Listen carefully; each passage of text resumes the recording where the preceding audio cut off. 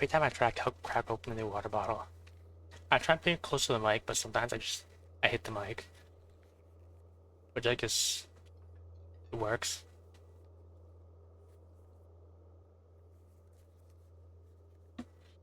Actually, I still have like this partially consumed water bottle. I just cracked open a new one because I just wanted to make the sound. But this one will be done soon. And I can actually have the fresher water.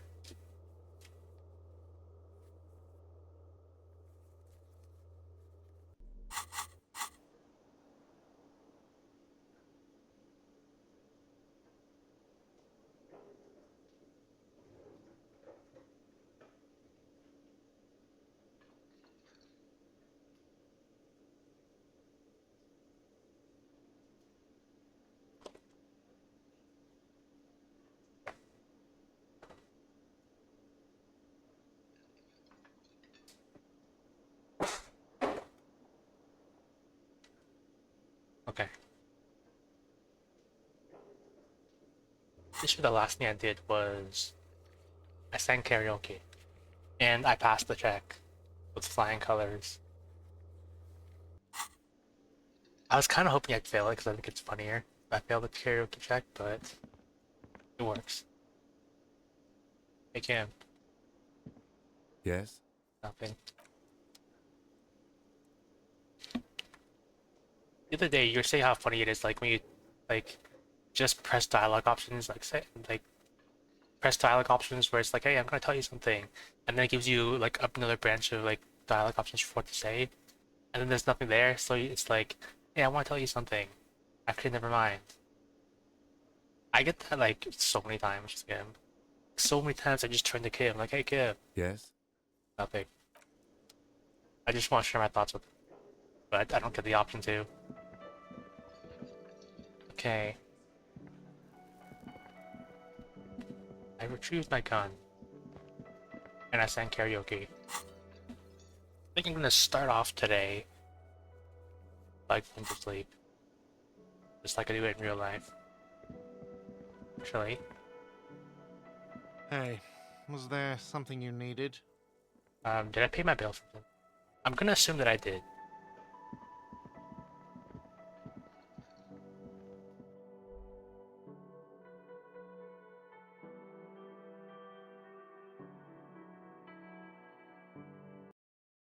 And then it's gonna be awkward when like my door's locked.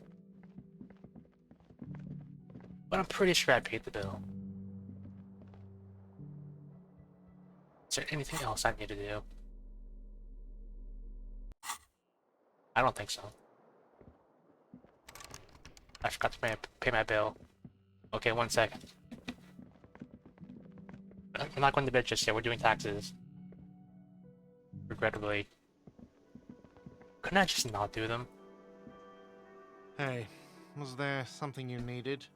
My money. Got the 20 real? Yeah. That's like 1/8 of my money. Good. You got the room for the night, but remember, you'll need another 20 real tomorrow. Okay.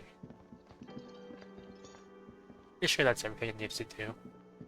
Unless I just sneak out without him and then like do a bunch of stuff. I don't know what I could do though.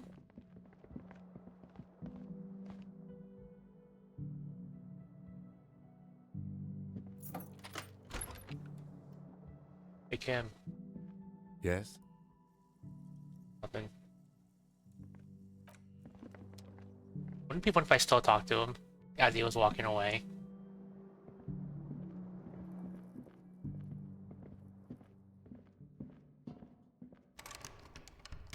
I haven't touched the mirror in a while. There's probably nothing here. A mirror hangs on the bathroom wall.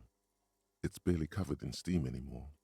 It's your face in the mirror, adorned with the expression. Did I fail this check before? I thought I passed this check because 72% is a good chance, right? It belongs in the new, the third decade of the current century. Enough time had passed from the failure of the revolution that, for a fleeting moment, Free market economy seemed like the ultimate, uncontested way of life for our species. I feel like I've heard this before. Things were good. It was smooth sailing. People made gold and champagne-tinted interiors and facades to suit the times, calling this the new style. But more importantly, disco happened. Forget about ostentatious orchestrations. For Revachol, your city, that meant only one thing. Guillaume le Million. It has to rhyme, right? If it doesn't rhyme, you're not pronouncing it right. Pretty good. I'm glad I got that. I've definitely heard this before. Maybe it's like I saw it when someone else was playing. Or maybe somehow this is a repeatable white check. But I don't think that's a thing. Out of the dazzling swirl of disco music, in an open-air boîte de nuit somewhere in Revachol West, Guillaume's blonde mane appeared on the screen.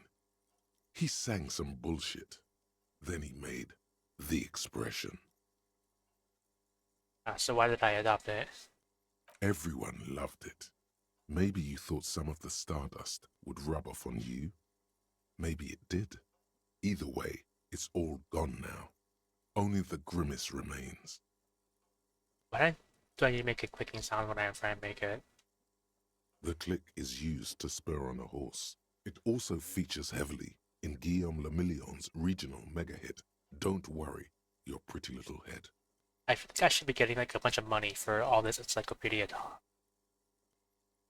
Like, it doesn't feel right when encyclopedia chimes in and I don't hear like the +$2 and like +10 experience sound effect.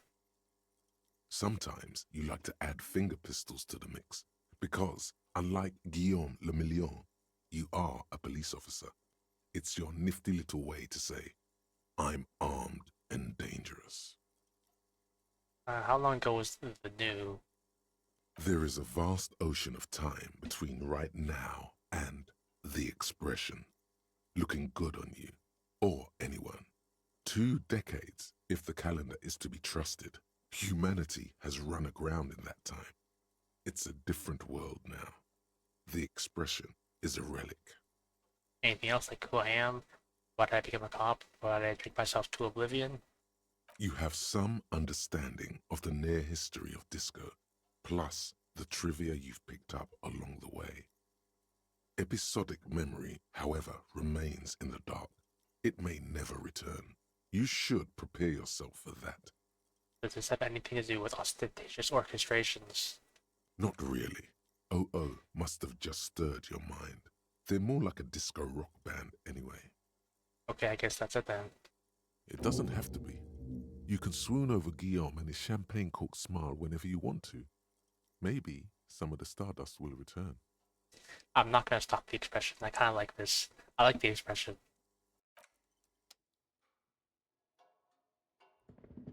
So, actually, there probably isn't anything else I can do.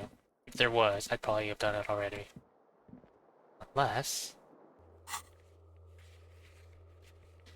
I did get a new thought, though.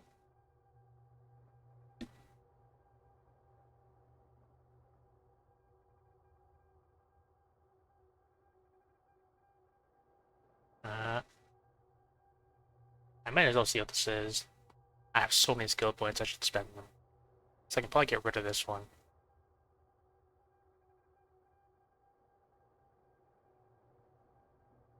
This is probably the most useless one.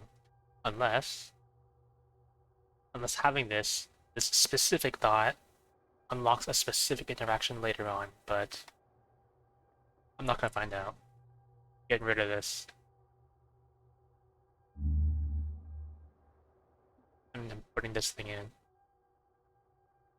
Whatever this is.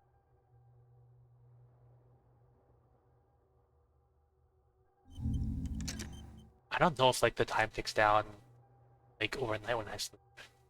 It might or it might not. Okay. Yeah, go to bed with my gun just in case. The bed is still cold from the broken window, and not too inviting. But it's yours. You've earned it. Go to sleep. And that was a great day. The room behind your closed eyelids is familiar now. The only home you've ever known. Its darkness gathers. The last thing you hear is the wind blowing in through the broken window. Then something comes, a kind of sleep. I miss being able to see like Kim's obviously infinitely cleaner room with like gawk at it, like be jealous of how clean his room is compared to mine.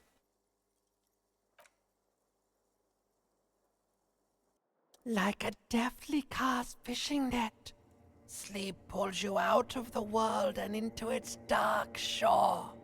The rough mesh chafes, tightening around you, it digs into your brain. Well, there it is, kinda. It'll like pan over a little bit more, something. I think I got a better view of it last time. Great, this is gonna be really chill. How have things been going for you out there? Helped anyone lately? Saved anyone lately? Murdered anyone lately? No, but I'm prepared. I found my gun. I think I got one bullet. I don't know where I got the bullet from. Because when I got the gun, it wasn't loaded, right? So I must have picked up like a random bullet somewhere else. This bastard isn't even listening to you. Because you know you are a murderer.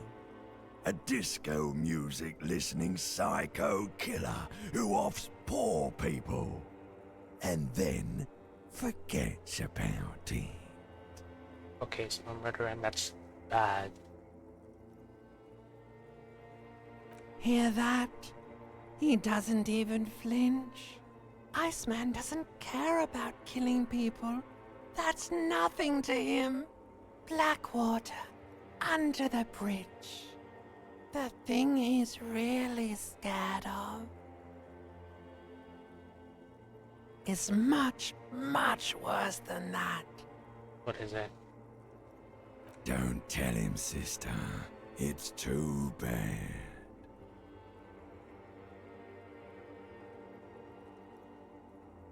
Why are you doing this? I just want to sleep. I can almost see the dark. Well, not really, because I'm just waving my flashlight around, which I can clearly see in the transparent text box. We're trying to help you.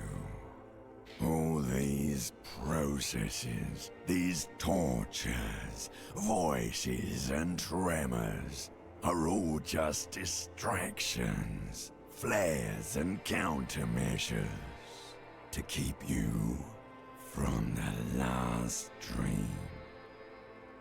The worst of them all. What is the last dream? The last dream will be total annihilation. Cinders peeling off the fuselage. We won't be there to help you anymore, Harry. We will be dormant. You will be naked and alone. I don't want to anymore. I don't want to think either one of those things. Oh, but you will. You're already going there. Slipping. How long can we keep you from the precipice? One more dream? 2 max, baby. Then it's Base forms in summertime. in hell. An ancient sadness, brother. 10,000 years later, in front of the video rental, there is a warm breath on your face again. Everything is okay again. Everything is so okay. Doesn't sound like it'll be okay. Your eyelids flutter open for a moment. When you close them again, you sense the light of the room around you. You're back. In 2 seconds, the alarm will ring. That's probably my flashlight that I've just non-stop been swinging around all night. And somehow, for some reason, never turned off.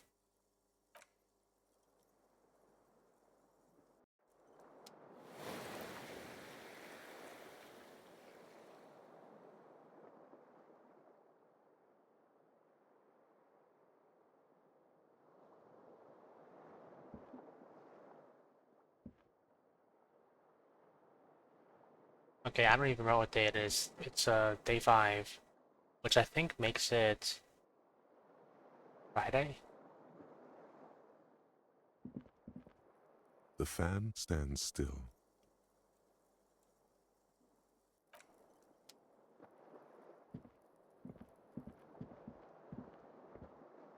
I don't know if there's like gonna be anything new today.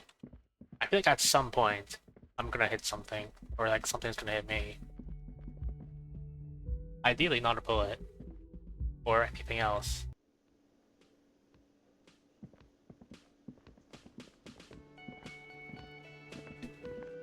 Again? I can't believe this shit. Okay. New quests. At the very least, I know what I'm gonna do today. At least I have an idea if nothing unexpected happens.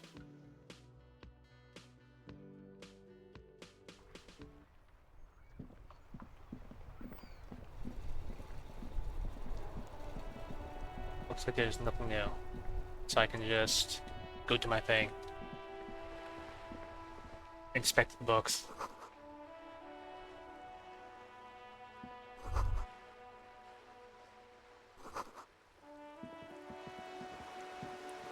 I wonder if I can like buy these books. Probably not.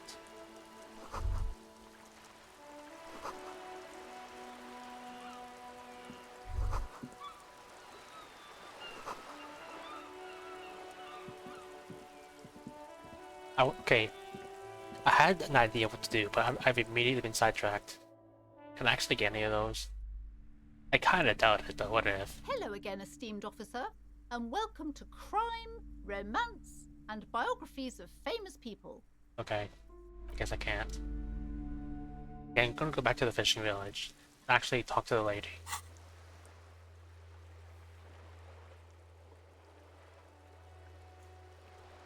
Knickknacks stand.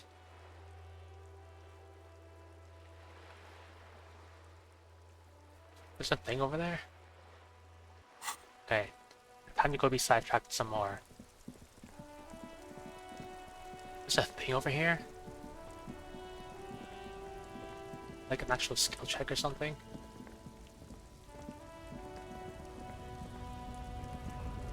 There can't be, right? Because I didn't see anything over here.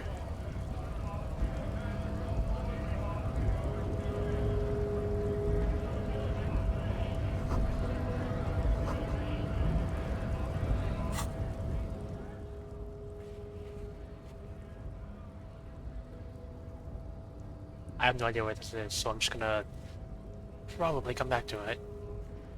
Or I can't travel. I think I can only fast travel from other fast travel points. I have to like go to a central point or something.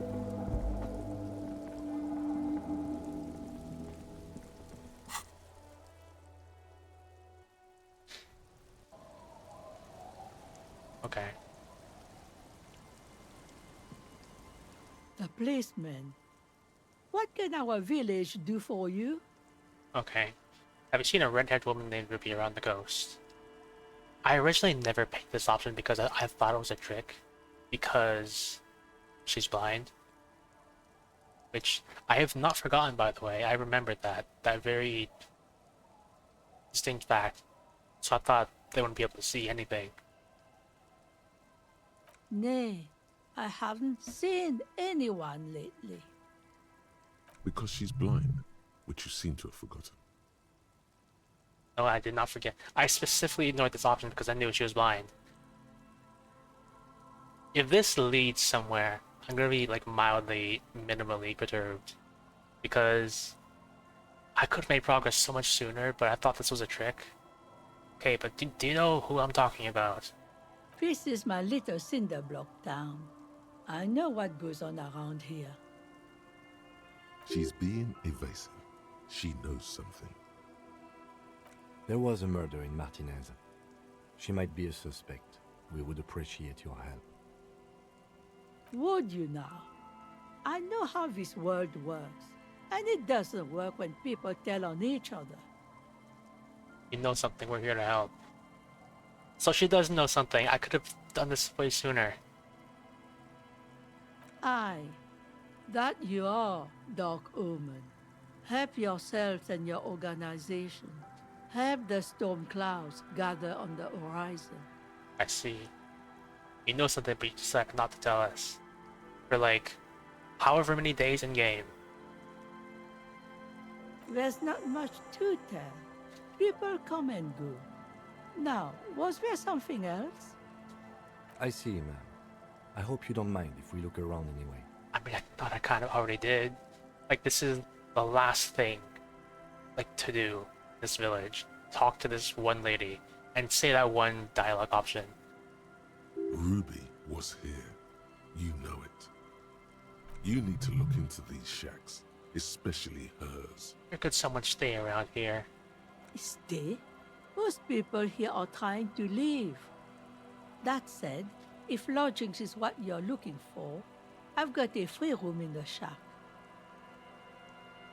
I don't know if I can afford another place to stay. See, I'm not doing financially well. I've only got like $142. And rising. If I end the day with more than like $160, then I've made a profit. Probably off of Wompty Dumpty Dom Center. I won't charge you for it. Take it as a gesture of goodwill from the village to the RCM. Just giving it to me? So I could just sleep here? If I wanted to? So you're just giving it to me? No one is using it, and God knows it's not much anyway. You can stay there.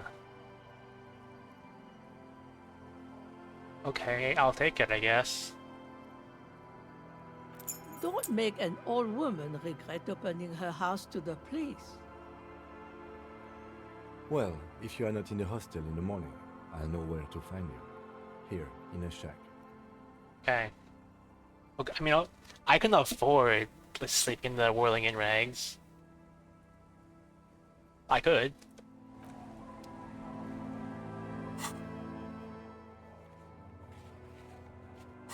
Maybe get into her shack. Is her shack? The door has seen better days. The layer of paint has started to peel off due to the salt and wind from the sea. Even the lock looks slightly rusted. Unlock the shack door with the key.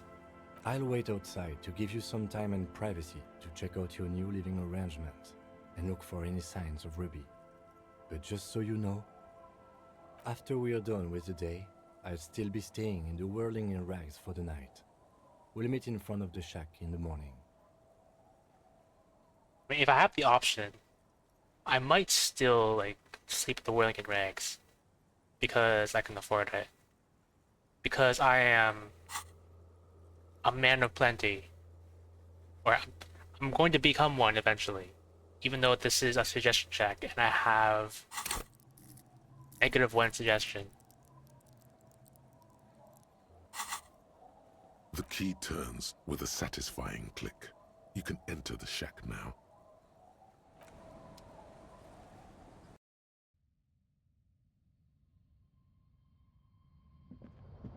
Is that a box?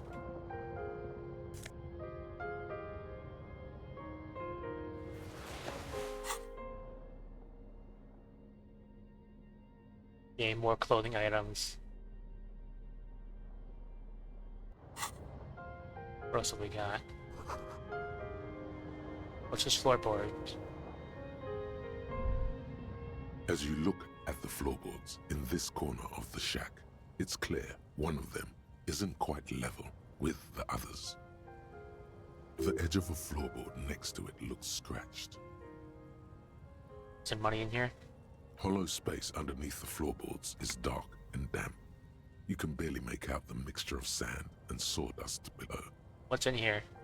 Nothing particular catches your eye. Looks like more reeds. There might be something hidden inside the sand, though. Search the sand and sawdust. You stick your hand in and start combing through the sand. Dry, not like outside. Fine dust. And then something hard wrapped in paper. What is it? A small cylindrical object. You pull it out. A bullet. A 9mm bullet, to be exact, fit for all muzzle loaders of that caliber, like your own Villiers pistol, for example. Thanks, Encyclopedia. And Wompty Dompty Dom Center. The floorboard doesn't care, but maybe the washerwoman does. You have enough to confront her with. It's extra ammunition. She's locked and loaded, ready to fight some cops. Fortunately, I already have my gun ready. So I have 2 bullets now. I can share with Kim. I have 1 bullet for me, 1 bullet for Kim. Just in case things go badly. So...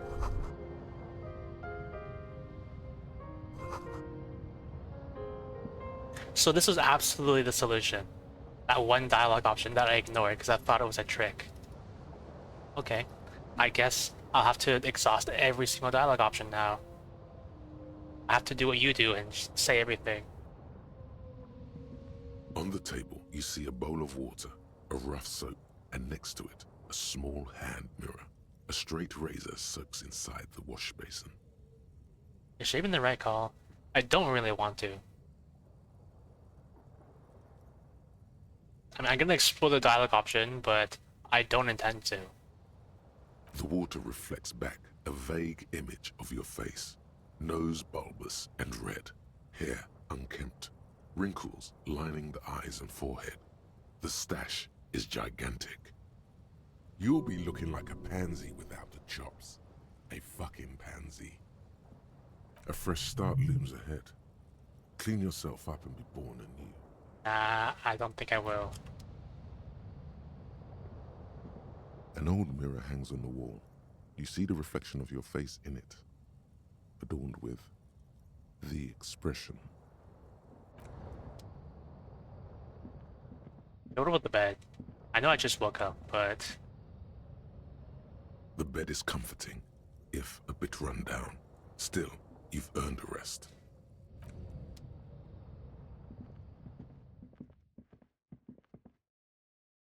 Well, I guess I gotta explore everything now. Every dialogue option. Is Kim just standing there to avoid the rain?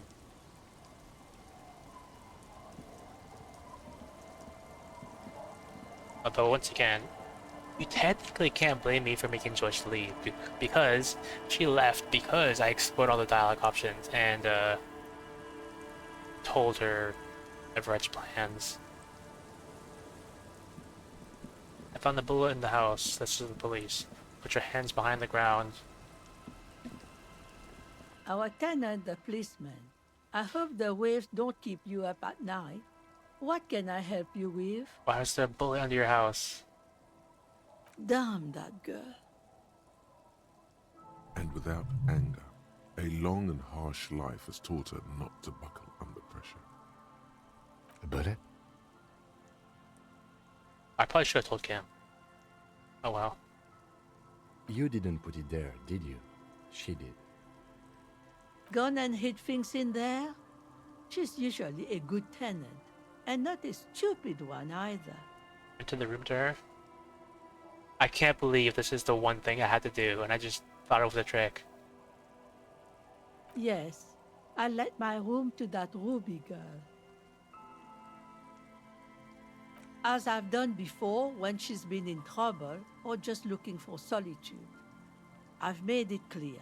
We welcome all kinds of people here. When was this? She came last Friday, left on Monday in a hurry. What has she gotten herself into, that girl? That's for the police to find out. Right then, please answer each question to the best of your ability. I'm sure we have a few. You said she left on Monday. Yes, early with the dogs, around 8 o'clock, I think. The dogs as in like canines or as in like people? Because in some like slang parts of the world, dogs is slang for gangsters, like ruffians, thugs, that kind of thing. It's a Yakuza. She probably heard the Lieutenant's Kanema drive by, and it woke her up, just like it did you. Oh, maybe. Oh, it's a saying. There was no like escort. I thought maybe like people like came to the place and like escorted her away or something. But no, she woke up in the morning, as most dogs do, barking and waking up everyone else. Maybe she must have heard your Kanema. Yes. That is a downside of having a 130 kilowatt engine. It lets the bad guys know when you are coming. Is the room exactly as she left it? I cleaned it, like I always do. Was there anything else there? No, Surama? The truth, sire. What is she like, Ruby? she's good company. Knows how to talk to an old woman. At my age, you don't get a lot of quality conversation. So I really appreciate that about her. And I could do that too. I did like go through the whole quest line with like those two old guys.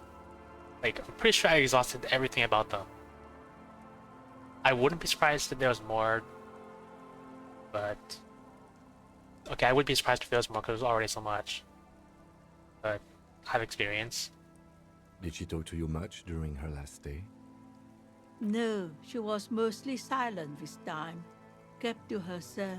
What do you mean? She tried not to let it show, but I could tell she hadn't come to fish. Usually she likes to cast a few lines, but this time she mostly stayed in her room. Why do you think she left the bullet there? How would I know? She's a gruff one, but not violent. She doesn't go around toting a gun. Did she have any technical equipment with her, like radio stuff? Not that I know of, though she was into nice music. She once showed me a few mixtape milieux she'd made. Although I guess she was pretty handy with the mechanical and technical stuff. Even fixed the heater in the shack. You should be thankful for that. Interfacing. She may simply have kept the equipment elsewhere. Oh. I thought it'd be interfacing because we were talking about technology and stuff. Where did she go? I don't know. Further up the coast. She tried to leave quietly, but the hinges on that door screeched like a cat in heat. Woke me up. I heard her rushing in those heavy boots, heading up north.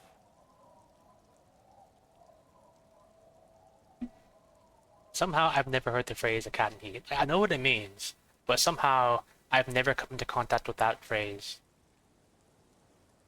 And I don't know what that sounds like. It's a peninsula. She might be trapped. You'll never find her, you know. She knows the coast like the back of her hand. You only just arrived.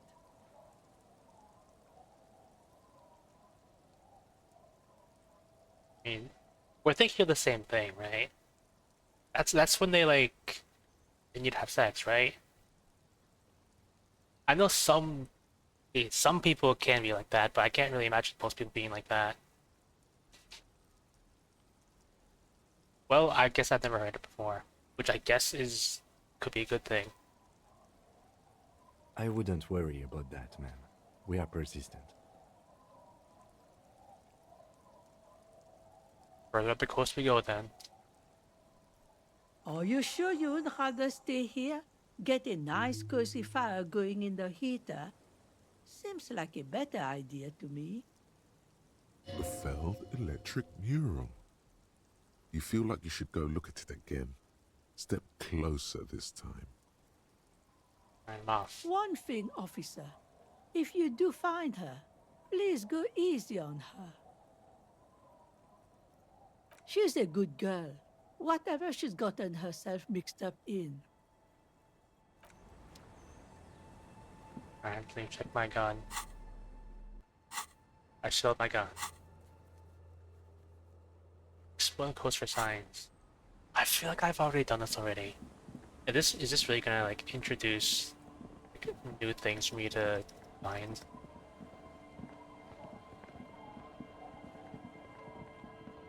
but the only information I got is like she went up the coast, and I've probably been by the coast.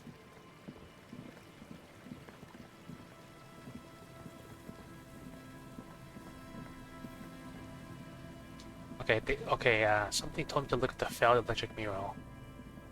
Except more closely, so maybe I could start with that.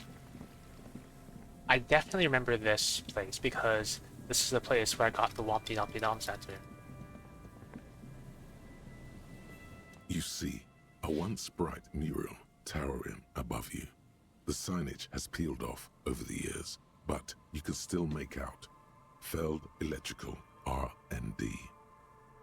A slogan used to intertwine with the loops a long time ago. Now, only a shadow of peeled letters remains. It says, "Tomorrow is just a whisper away." Closer. Above the mural, a collapsed roof, broken windows set in walls that are cracking and will soon also fall, and the coastal breeze rustling and sighing in the remains of the edifice. Feld Electrical. How ironic, all these dark rooms. Feld Electrical, you only know them as a small company that makes ink cartridges. Looks like they used to be big. Thanks, Wompty Dumpty Dom Center. Could Ruby be in there?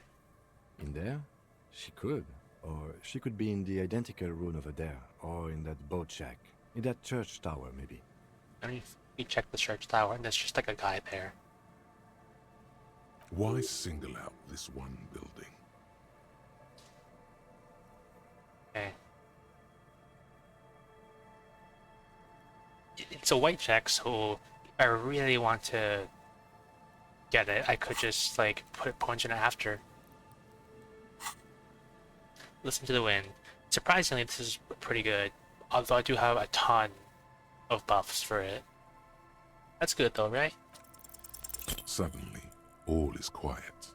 There is no cold hand brushing against your forehead, no rustle in the reeds.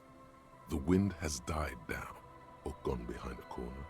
You only hear distant waves washing the coast. I mean, okay. Okay. Although, I did forget to put on the gear. At least it wasn't a critical failure. The ruin in front of you is silent as a tomb. She could be anywhere. How do we find her? How do we? I was really hoping she'd be in the village. Okay. She's probably north of the village, and this place is a peninsula.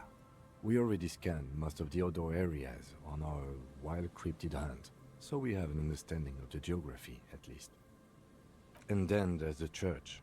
We've already searched that and can rule it out. I know it doesn't feel like progress, but exclusion is a step too. Anyway, we do it the old-fashioned way, sector by sector. Go over the whole peninsula, ask the locals, enter the places where we can enter first, like we did in the village. Not even attempted to do here. Trying to talk to the wind, the city. Whatever you thought would happen did not, and now you're just standing there in the pale of the morning, with your hands fallen to your side. Is trying to talk to the city something you've done before? Is it in your secret repertoire? A trick for when you're out of ideas? And if that fails, what if we don't find her? Then, if we're desperate, we can look where we can't enter. Bunkers, storm drainage, this place. I'm sure it won't come to that. I can check the bunker. I want to break into the bunker. Walk the coast, the old boardwalk, the reeds.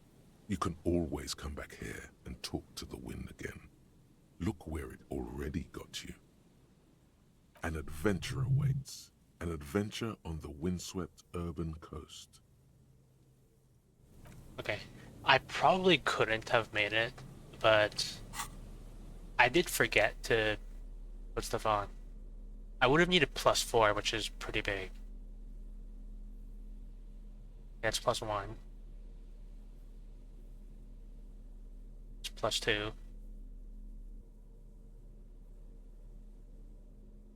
+3. Could I have actually made it if I just remembered to put the clothes on?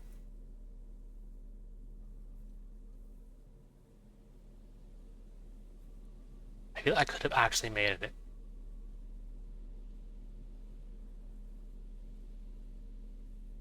Could I have?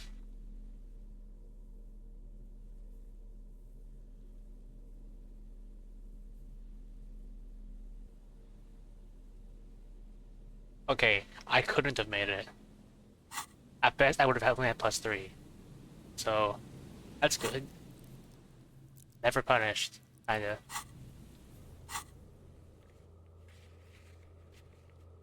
Turn to the fellow mirror and consult the wind if I don't know what to do. But keep searching the coast. I mean, I do have a tendency to hoard my skill points, so I guess I'm gonna walk around. These people know anything? I know they gave me Wampy Down Center, but Hello. Isn't this a fine morning? no. I feel like that's such a funny interaction. And that's an interaction I would actually do in real life. Just like, someone says to me, hello, isn't this such a fine morning? I just look at them, like, stone faced, and I just say, no. That's actually something I would do in real life.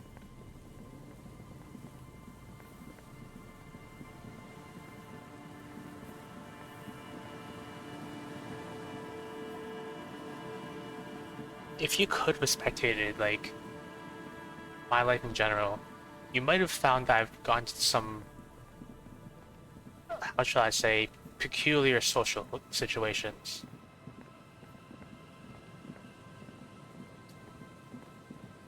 Me being like completely like stone-faced and like infinity composure has gotten me to like some interesting scenarios. I think one time like in middle school, I was on like the way home, like all grumpy, as you do, you know, going home all grumpy. And like I'm at this like intersection and I'm waiting to like cross or something, and I see like this car of people just like singing their hearts out, singing as loud as possible. Like there's not even any music, they're just singing a song or something.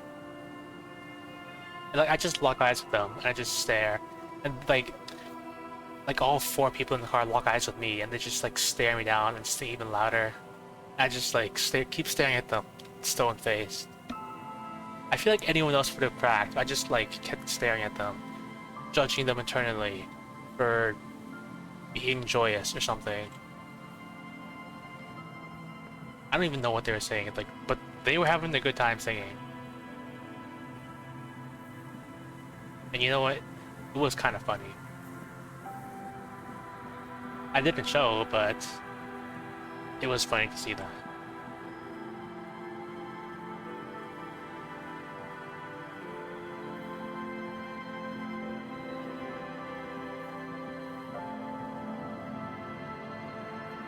Just dead and dying locusts, and the slow swaying of surrounding reeds.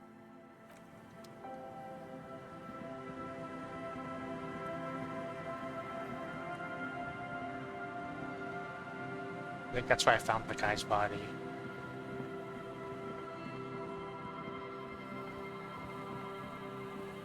I guess I'm just gonna walk along the coast again, see if anything new pops up, because now I have new information, I guess. Again, Yes? nothing.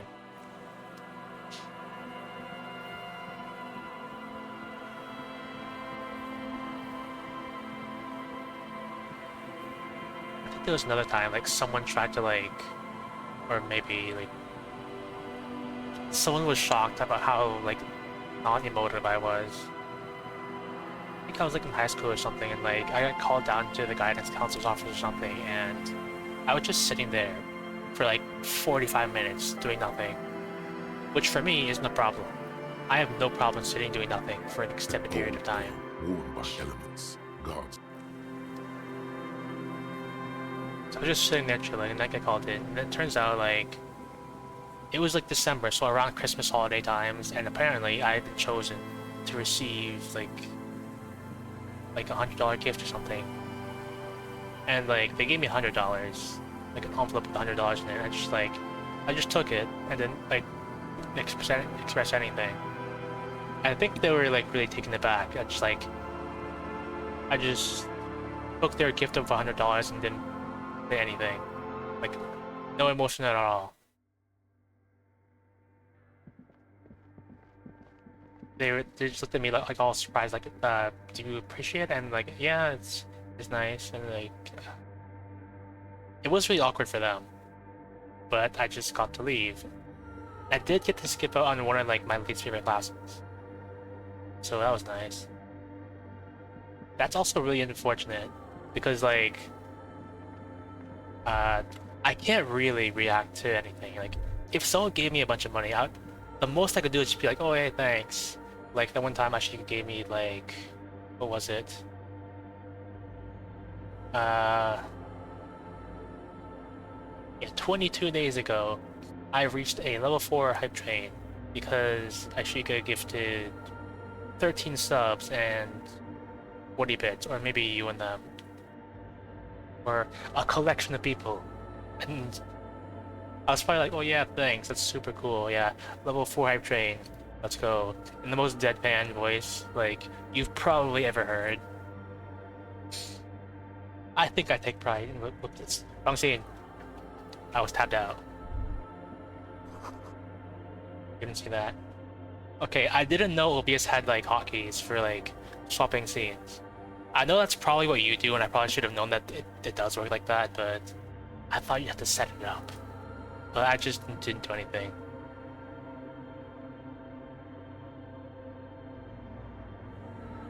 Like, what was I saying? Oh yeah, I think I do take pride in my ability to be deadpan.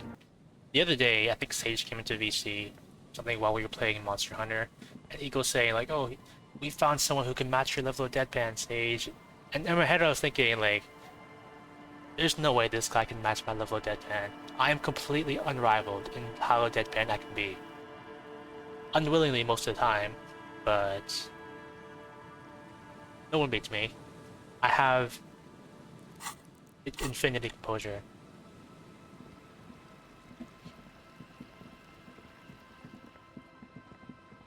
Although I guess they do have the voice for it, so I'll give them that.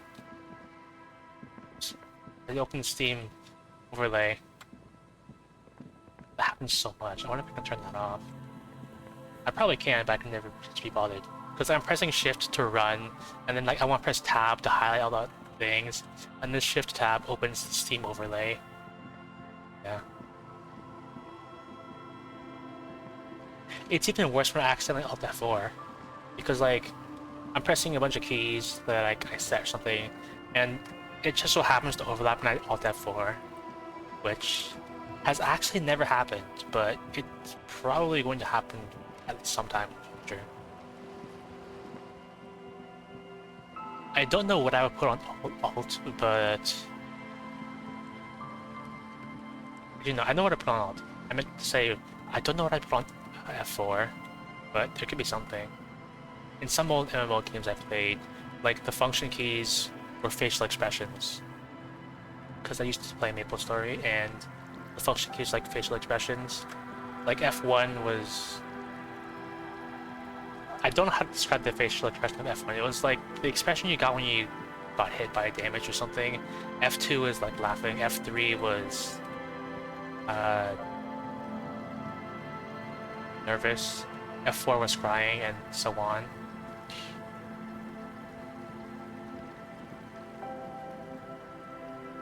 Yeah. Okay, I said this thought as a joke, but now that I think about it, I guess it's kinda possible. I was thinking maybe something like that could happen with Monster Hunter because there are so many overlapping keys in Monster Hunter. Like, unbelievable. The other day, I was thinking about maybe I could try a melee weapon, like maybe longsword or something. If I wanted to like make a new character or something. Because your character has Booba, and Taishika's character has Booba. I'm thinking to myself like, what if I want Booba too? And I know I have a character edit voucher, which I could probably get that if I really wanted to, but I don't really want to spend it on that, you know? the pain when you want booba, but you don't want plastic surgery.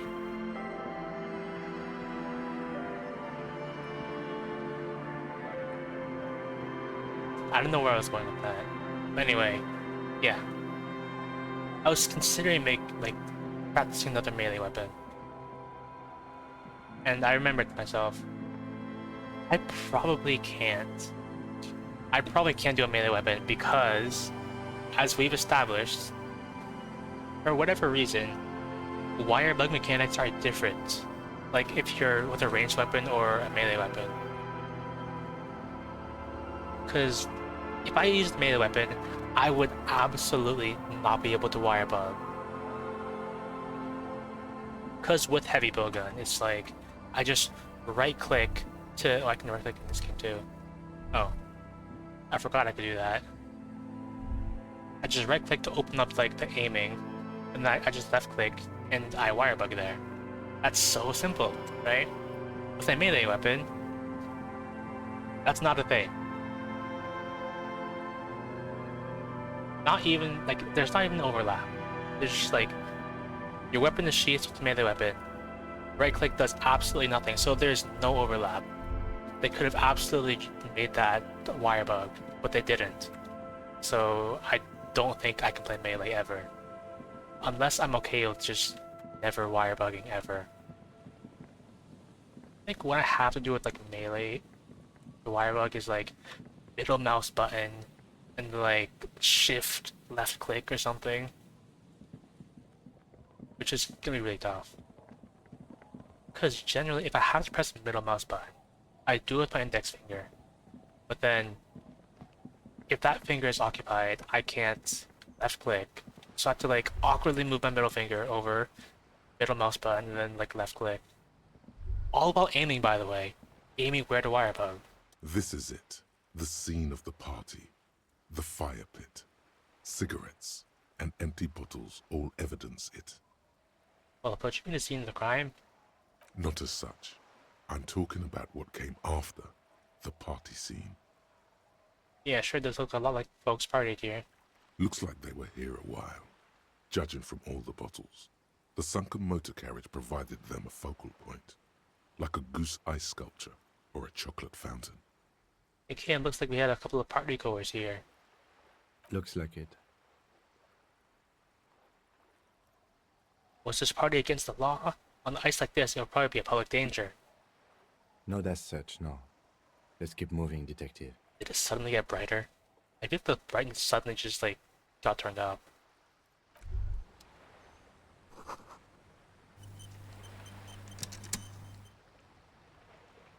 Yeah. So your two variations like either small with like no chest or tall with boobs. Okay, I glanced over that message and I kind of mixed up a bit. I was thinking like small with boobs or tall with no boobs. I feel like that would have been an interesting combination, but it would certainly exist. But sure, that sounds... I can respect that. Small with no boobs. Okay, that's cute, right? You make a character like that, and like... that's a cute character. And like tall with boobs, that's... typical MMO female character. So I respect that too. For me, what I usually do is... you can probably guess what I do. Like, by default, I just make me, my character to the best of my ability. And then, conveniently enough, I do have an alternative for a backup. If I really want to play another character, I make Raifu my second character. So that's typically what I do. I already talked to this kid before. And, they showed me their plushie, which just healed my morale, which was great.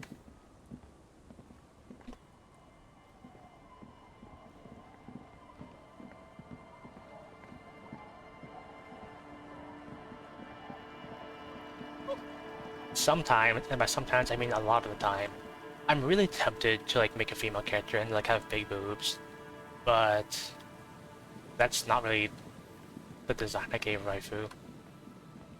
Which is honestly for the better. It's probably way better that I didn't end up just making Raifu a big booba sexy character, because that would have been such a a brain dead design, and I could have gone like there's still lore there. Okay, lore is not stored in the boobs, right? Where is lore stored? If you look at any character with like a really great backstory, like really well written and well developed, what's something that they all have in common? The brain? I mean, like this brain? Oh yes, look at this well-written character. This character is a communist. This is also a free market thinker. They're also racist. And they also have Womp Down Center. And they're old. Yeah, that's a well-written character, right? The brain.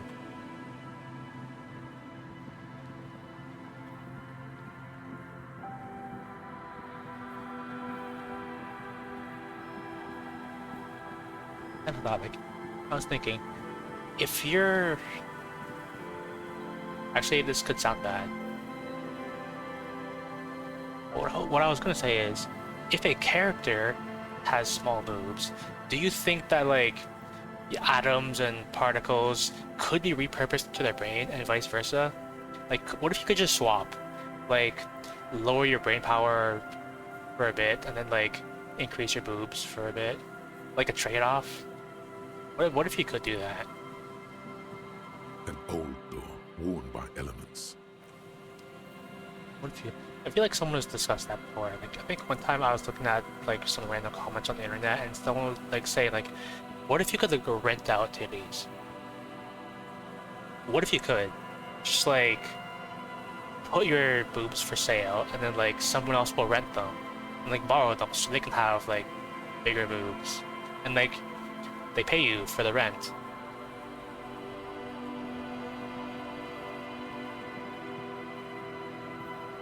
And you, Miri, I think you're kind of a lost cause, because you kind of sold away with like having a flat chest because you got rid of that, so you kind of lost the option to like trade it for brain cells.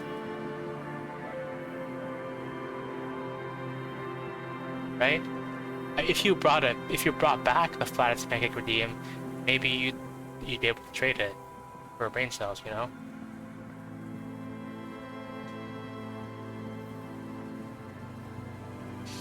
I have no idea where I'm going.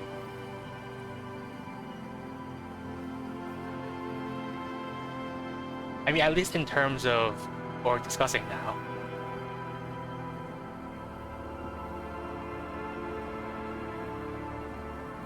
This phone's probably nothing. A metal payphone under a yellow plastic dome.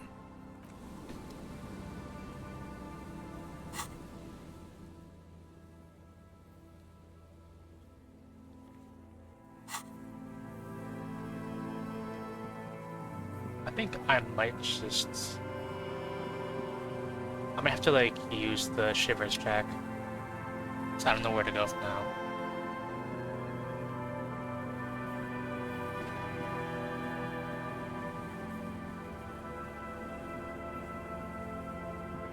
But anyway, you're smart, Mary, right? You're a detective, and detectives are generally smart. Like look at me. I'm smart. Generally. Maybe it fits. I'm smart, but I have like terrible emotional awareness. Like me trying to empathize with you, like me trying to comfort you, and like I say like, you're flat-chested and you have no hope. That's my -1 empathy. Maybe it's like suggestion. Whatever it is, I'm doing a great job suggesting ideas to you with this -1 suggestion.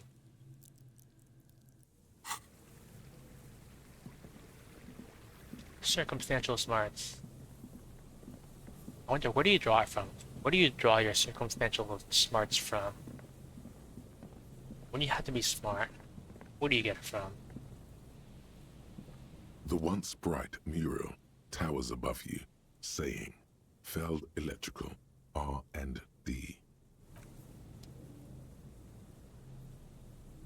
think I'm just gonna do the check.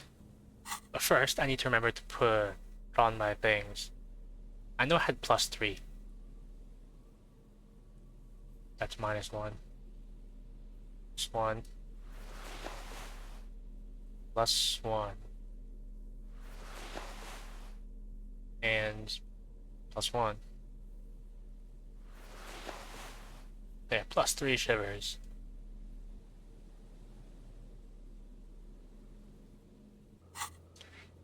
What if... Okay. What if you could somehow reactivate it? Like, maybe... What if you electrocuted yourself and then, like, you reactivated the smart parts of your brain? It might work. You never know. And that's sort of what I did, but I don't remember if it had a positive effect or a negative effect. It was a long time ago. Back in the days when I used to set my property on fire. Occasionally. It's just still locked, right? The once bright mural towers above you, saying, Feld Electrical, R&D. Shivers. How many skill points do I have at this point? I think I have a whole 10 skill points. So I probably don't have to save them. I don't have to do pressures with them. +1 shivers.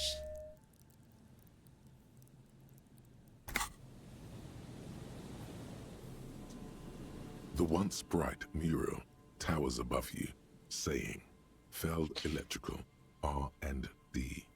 Tomorrow is just a whisper away. Alright, 97%. I mean, I did almost critically fail this last time, but that means I'm going to pass it this time, right? Suddenly, there's a sigh carried on the molecules around you, moving, flowing from high pressure to low pressure, like that of a woman emptying her lungs. She wraps the collapsing stone box in front of you in her breath, flowing through it. Okay.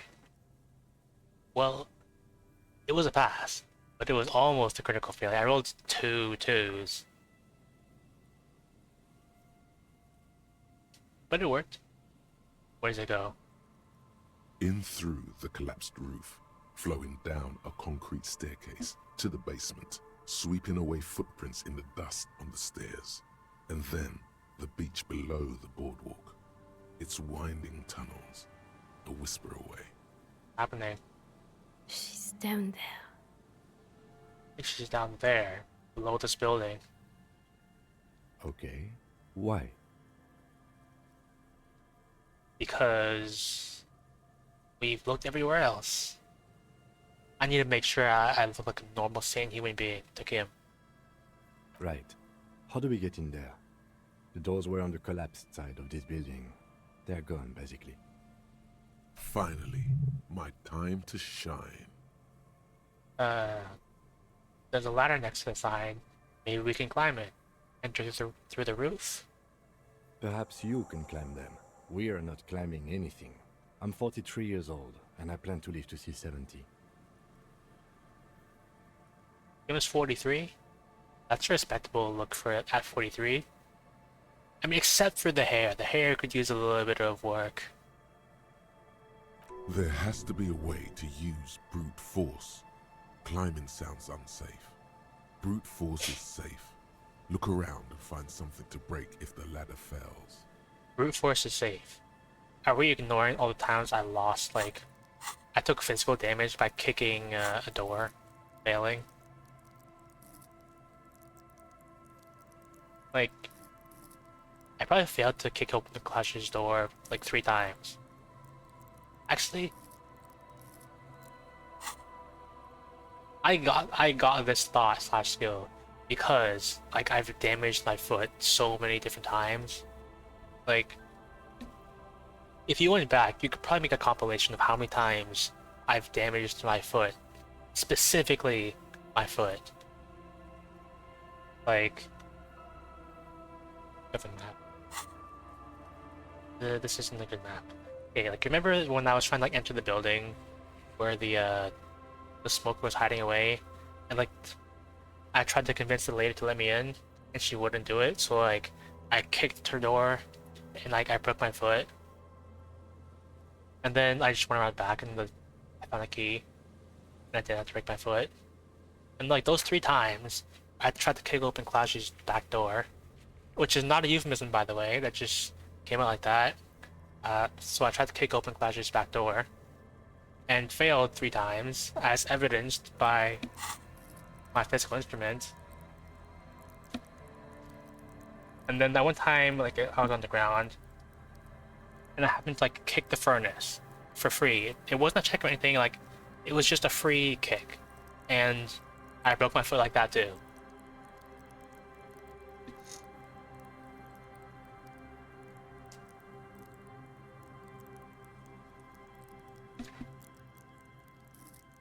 So technically brute force isn't always safe. What's this? See, whenever I get myself into like accidentally saying sexual things, I save it, right? I save that one.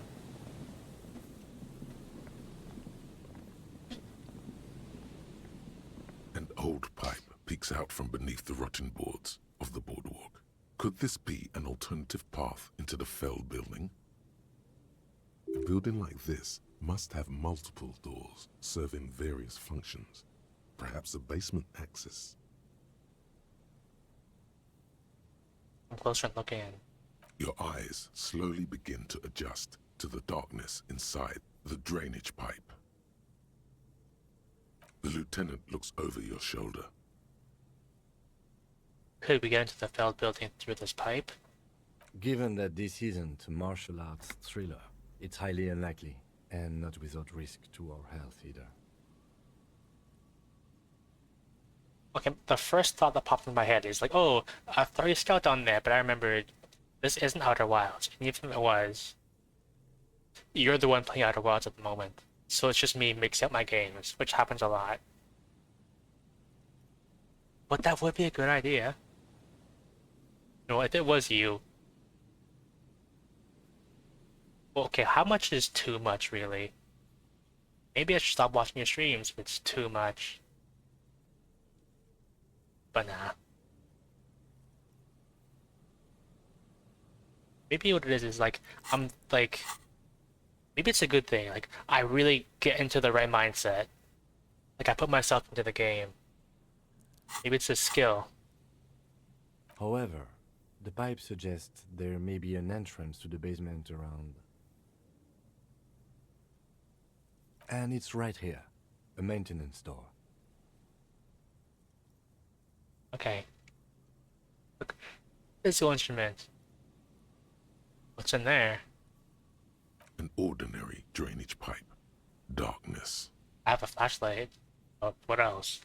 As your eyes adjust, you see some trash. Crumpled up newspapers, cigarette butts. Someone has half-heartedly spray-painted skulls on the right side. And nothing. Broken glass from bottles thrown against the walls of the pipe. A syringe. Okay, well, I was originally going to just take this check head on. But I probably shouldn't, because the odds aren't that high. And also, if I fail that check, I'm capped on physical instruments, so I can't try again even if I wanted to. So it's kind of mandatory. I just make sure I have as much physical instrument as possible. For once, I think I'm justified in like really going through every item of art, every article of clothing I have. I almost said every article of item. Every item of article of clothing. Maybe I'm already equipped for it. And this gives it, but I already have one for that in that slot.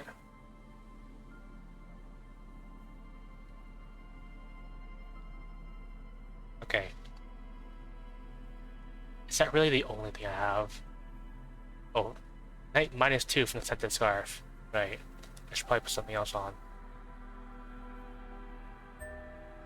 Skill instrument. And all of a sudden that's +2. So it should be a lot better now. I'm not gonna save scum this, but I feel like this would be a good place to save. Just like how you never save scum in like Phoenix, right?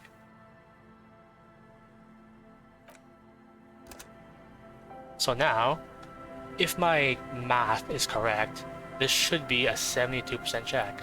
Behind the pipe, the maintenance door, rusted shut and half sunken in sand. I mean, 72% chance is a good chance, right? How many times have I ever failed a 70% check? You and the lieutenant lean all your weight into pushing the doors apart, but you're not quite synchronizing your efforts. They slam shut again before you can enter. Let's take a breather and try this again later. It's very tough. Okay, well, I can't try it again later because I'm capped on physical instruments.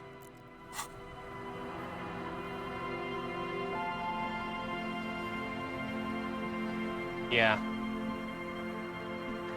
The reason, I mean, yeah, I totally calculated that in my head because I have visual calculus, which I feel like should be higher. But if I was wearing my visual calculus boosting items, it would have been higher. But yeah, the reason I know that is because like I don't have to calculate every number between 1 and 100.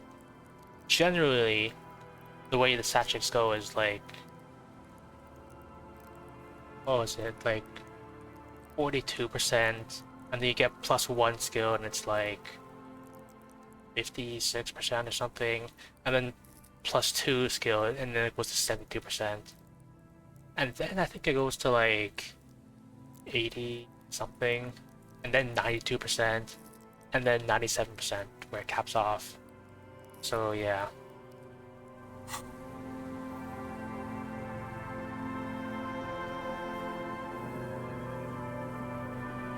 Okay, what if I climb this ladder then?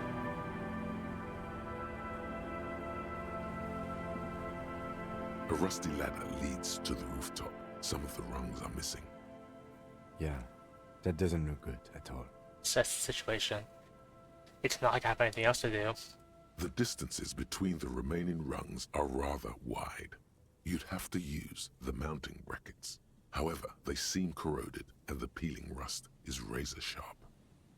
In addition, the first rung is going to be tough to reach. It's what, 3 meters above the ground, and you're 180? I have stats, like my height. 190, I'm a giant. I'm, as you say, tall. If you're tall, then I'm tall. Giant. Okay, but still, the roof is collapsing and the wind gets pretty brutal up there. Dismounting from the ladder is going to be hard. Perhaps if you were to not climb the ladder. Instead, what if you were to do something more subtle? What if you were to reconceptualize climbing the ladder? Yeah, what if I don't climb? What if I just teleport? Teleportation is not a thing. Said it is. Even if it isn't, no one told you. Come on, Kim, where's your adventurous spirit? This really has nothing to do with adventure. We are dealing with basic physics here. Wanted to try. Oh yes, it could hurt. A lot. 72%? Why is it always 72%? Like, every single time. Like, savoir faire. I got shoes for that, right?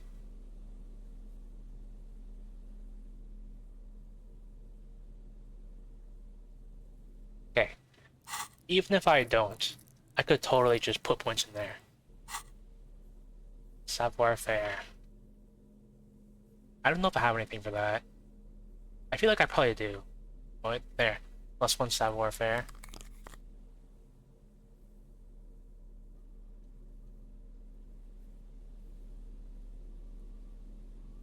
That's -1 staff warfare. I thought the shoes would be +1, but I guess not. That's -1 staff warfare.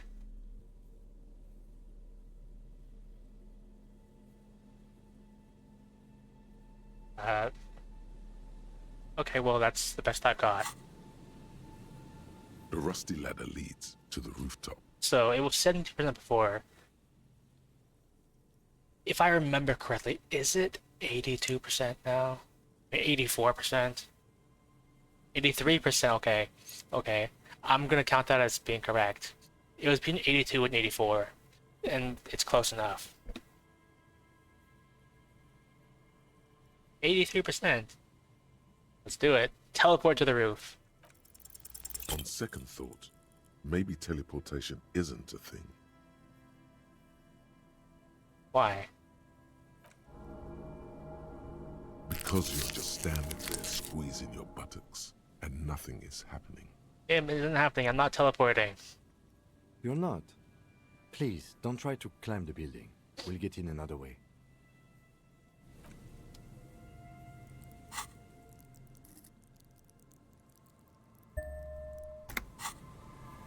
The rusty ladder leads to the rooftop.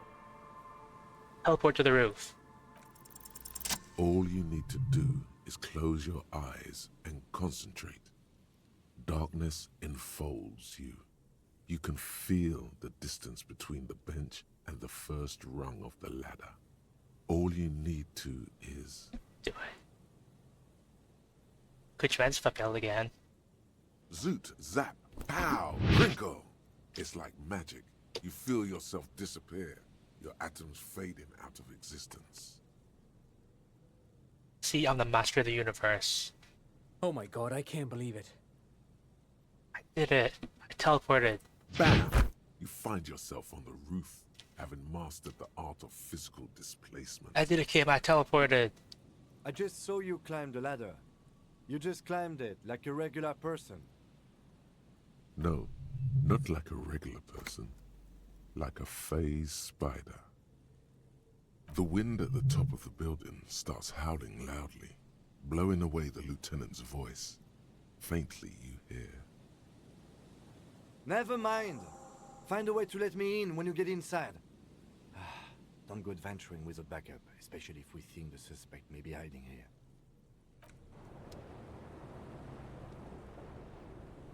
I did it. Took 1 point in savoir faire, but not like I'm really lacking in skill points anyway.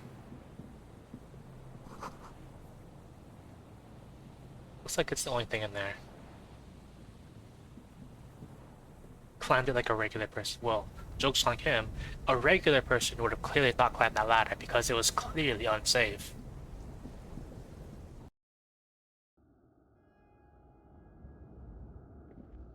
I only have one morale heal left, so hopefully this doesn't go horribly wrong. Actually, I have just the thing. I have armor to protect myself from emotional damage.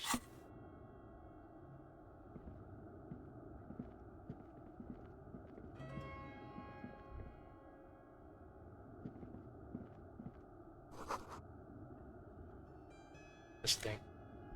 Oh, postcard. RNA is 98. I mean, okay, technically, if I really wanted to be safe, I could also put on the territory tie. There. I'm extra safe from emotional damage now, because I have a nice tie. Why you look at me like that, Mary?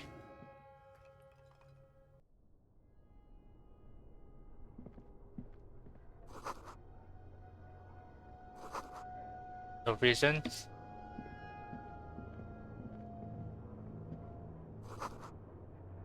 I thought maybe I'd like open the door for Kim or something. Is that the door? Oh, hey, Kim.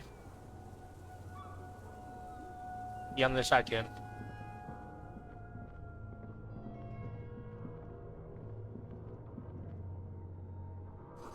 Of course I just phased through the door. We've just established that I can teleport.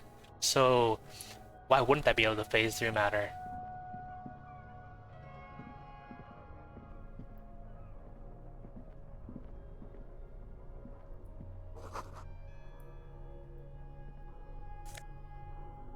Oh, inter-each suit jacket. So I guess that's where the three-piece comes from, like the inter-each set.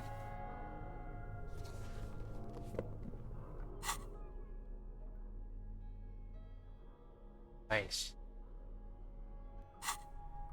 I should probably let him in, shouldn't I? Probably.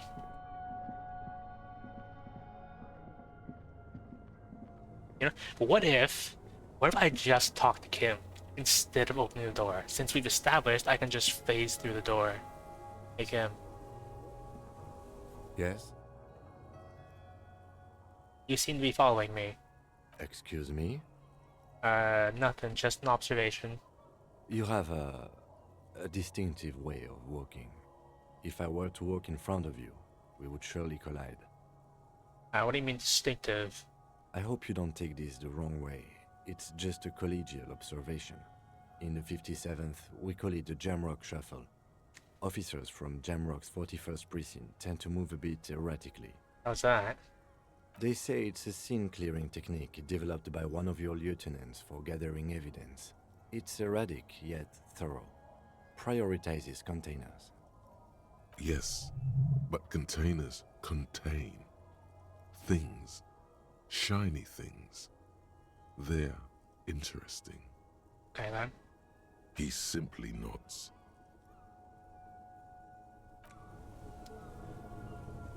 Okay, I'll open the door for Kim. Two rusty metal plates that slide apart form a crude door. It's been here under the boardwalk for a while. What's there? Wait, is he supposed to knock? Was he knocking like when I first came down here? I think he might have been. But who's there? What do you mean, who's there? It's me, Kim. Stop playing around and help me get the door open. Okay.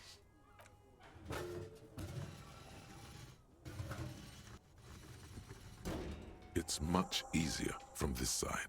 The panels on the rails slide once you dust the sand off. With the help of your partner, from the other side, the doors open with a creak. Huh. I hope no one dangerous heard that. Ready? Yes. Time to investigate these passages. Let's move quietly and not make more sound. Not running is a great way to do that. So it's actually the exit. I guess this is like where you go. Well, I guess I don't know if they actually keep track of like not running, so I think I'm just gonna heed that advice and be not running. Just slowly walk my way through.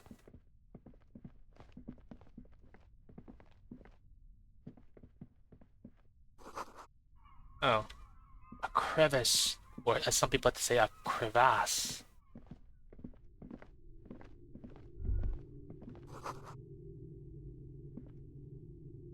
They have drugs. Plus went to Mazovian social economics. I mean, I don't know what like a +1 to skills actually does. Like thoughts, specific thoughts. A mustachioed and mutton-chopped man, amateurishly depicted, gazes at you with sad eyes. A plaque reads, K. Mazov. There is a spiderweb in the lower left corner of the portrait. Look him, it's Comrade Mazov. Yes, I can see that. Looks like some communists were hiding out here. They left a long time ago. The lieutenant does not seem to share your enthusiasm. So without these secret weapons caches in secret bunkers. We have found a lot of those lately. I guess what most people think of as history tends to linger in rundown neighborhoods. Martinez being what it is, no one has gone through the trouble of cleaning out the old bunkers. Good hiding place for someone who's up to no good. Long time ago, how long? Half a century? This was probably part of the network of defense posts the communards built against the amphibious landing. I think the purpose of this bunker was to produce propaganda. It would have had radio equipment back then, but that's all been looted. You think, is this the bunker that I couldn't open? Like, that was just impossible to open? Maybe I should move in here. It seems cozy. I won't stand in your way, but only after we're through with this case. Could it be connected to the Mazov bus we found in the student's room? Millions of depictions of Mazov have been produced. They're not all connected. Besides, that looked like some student. The youths always go for this kind of stuff. Did some of us stop through here recently? You mean like Ruby? No, I think we've stumbled on a piece of history. Fresh out the dust in the portrait. Years' worth of dust is shaken off. The full head of hair, matched by an ample moustache and sideburns, look a bit silly. Someone crouches, heels digging into wet sand. Hands sweep across the sand, grains sticking to the frayed skin of the fingertips. An old man sits on a slab of concrete and taps his fingers against the glass of a scope. You shudder.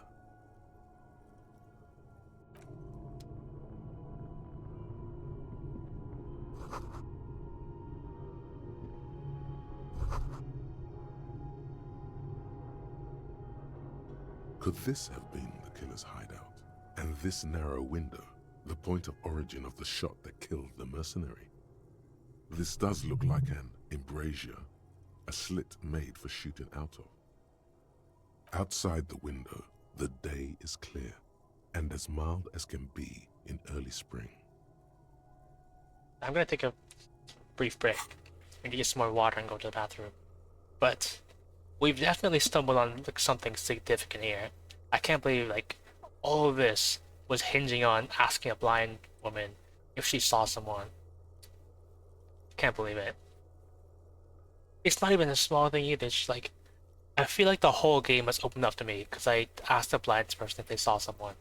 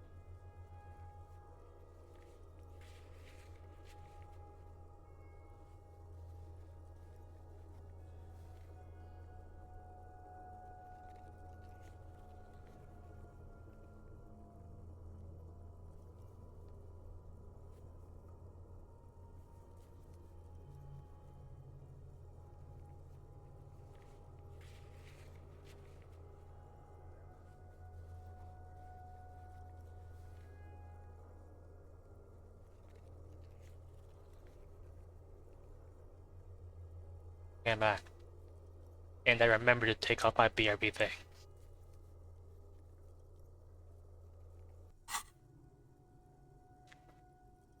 I think lately it's just sort of happened, just like doing a thing, and all of a sudden, I need to like thirsty or I need to go to the bathroom. It's probably like I'm really getting into it. You know, like when you really get into something, then like you forget how that you have needs, and then they just hit you all of a sudden.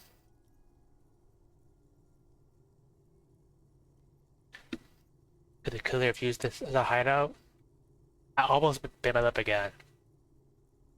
If I had bit my lip again, I would have felt like this Elysium was cursed. Like I just bite my lip all the time. Just whenever I play Disco Elysium. It's a great place to hide, and Masovianism and murder are certainly not mutually exclusive.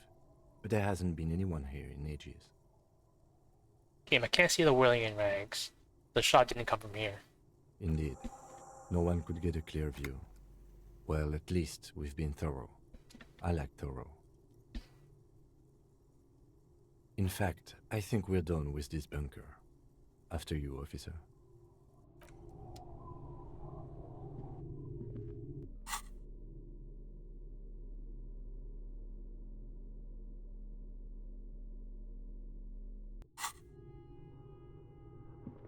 Wait, I'm not supposed to run. Almost forgot. Hopefully that didn't count as running.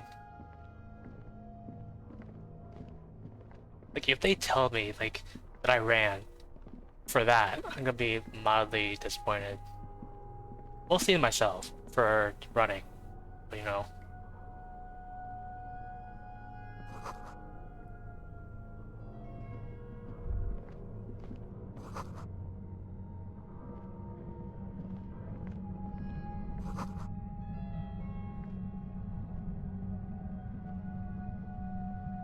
Okay, so apparently, I have found some way around, and I'm just auto-pathing to that thing. The one time no auto-run is useful.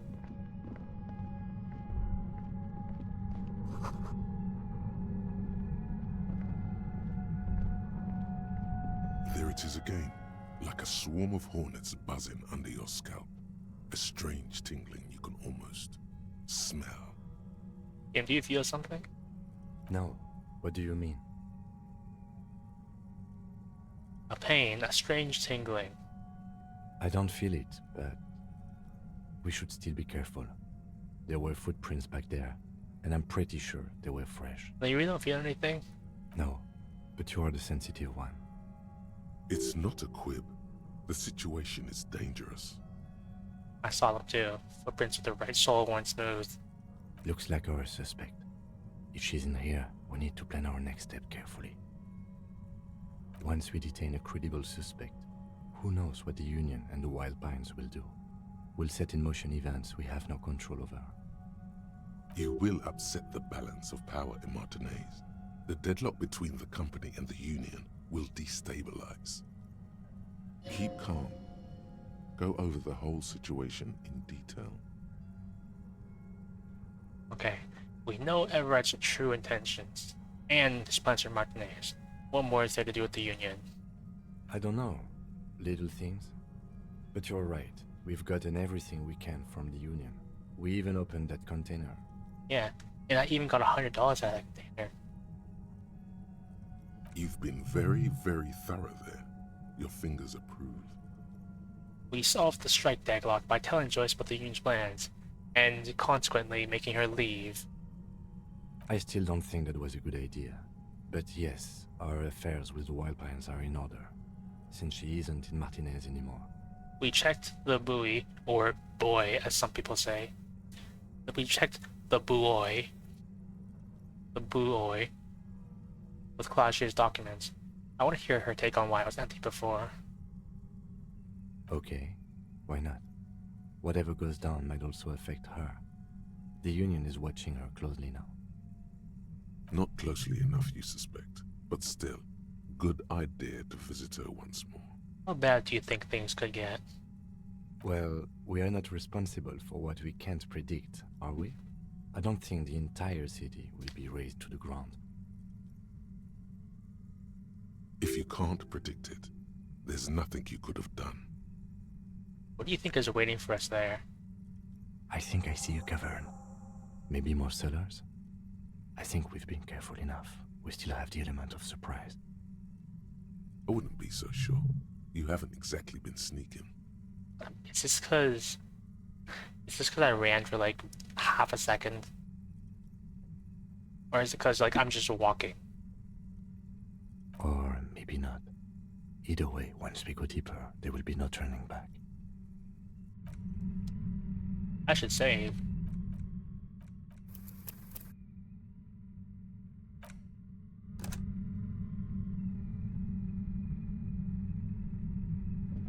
Yeah, there was still like that box I want to look at.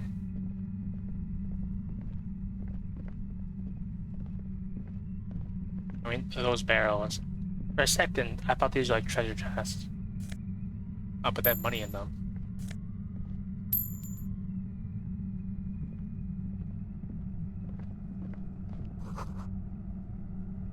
I haven't gotten a lot of Wompy Dump Center today. I gotten a few, but I'm not really near my, what was it, $160 threshold I need to make back. Yeah, Yes? nothing.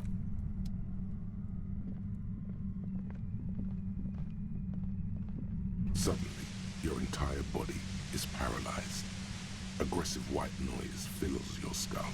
A strange pain, like you've never felt before. Through the static, you hear a woman's voice. It's like 1,000 radio stations are being blasted into your head all at once. But her words are the only ones you can make out. Should I put on like some better clothes for this? I know I did just save, but I mean I am wearing like my armor and like my tie, so maybe it'll be good. I know you're feeling pretty uncomfortable right now. Don't move too much or fight it. That'll just make it worse. Probably a good thing I put on like my protective clothes. Can't say it's a pleasure, officer. I was really hoping not to make your acquaintance. But here we are. As she says the word officer, you feel a spike in the agony. It sounds like the entire radio frequency range is screaming directly into your neural pathways. I should probably cover my ears. Probably. No, buddy, that's not going to help. You can't shield yourself from this. It's an entirely new type of experience. Way worse than all the previous ones. Okay. I knew like this was a thing, but it didn't occur to me that it would probably hurt me a lot. You gonna kill me too? No, I'm not going to fucking kill you. If that had been my plan, you'd be dead already. All things considered, I'm being pretty reasonable here. I mean, I feel like that's a lie, considering I'm basically on the brink of death. But we'll see. I'm using a pale latitude compressor. You and your partner have been caught in its field. The explosion of static you're hearing is the ULAN frequency. Blasted from that pale emitter that Angus mentioned. I saw your equation. It's the ULAN frequency. Saw my equations? You've been sniffing through my lorry, right? I expected as much. I am a bit surprised you knew what you were looking at.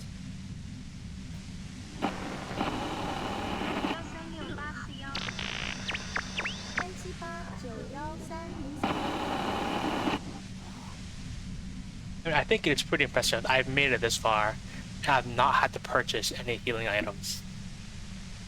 A pale latitude compressor is used to sort of make the pale more manageable. With a lot of these, you can force a radio signal grid on the pale, literally crunch the distance across it. Signals are relayed across a series of repeater stations fixed to buoys. Not a fun job manning those stations. All alone out there in the pale, people lose their minds in just a few years. So, what we are experiencing is a concentration of radio waves. EVL. Did you mean to say BRB? It sounds to me like you're trying to say bubble. I mean, I guess this is technically a bubble. Oh. Okay. Well, we're probably not gonna miss too much. I mean, it's not like I've discovered anything new here. But alright. See you later. Or we'll see. I'll probably tell you about it anyway. Precisely. This is an industrial strength paraboloid. It's meant for forcing dimensions on something that doesn't have them. Needless to say, the frequencies used are out of this world. At the upper limit is the large prime number generator station. It's used specifically for pale latitude compression. That's why you may be hearing some numbers. But you might also hear, or think you're hearing, local radio chatter. She likes telling you about the machine. Keep her talking. Look for an opportunity to break loose. I just get your hands on this thing. I built it myself. That's illegal. I'm guessing it's patented. But we are beyond that, aren't we? Oh yeah, way beyond.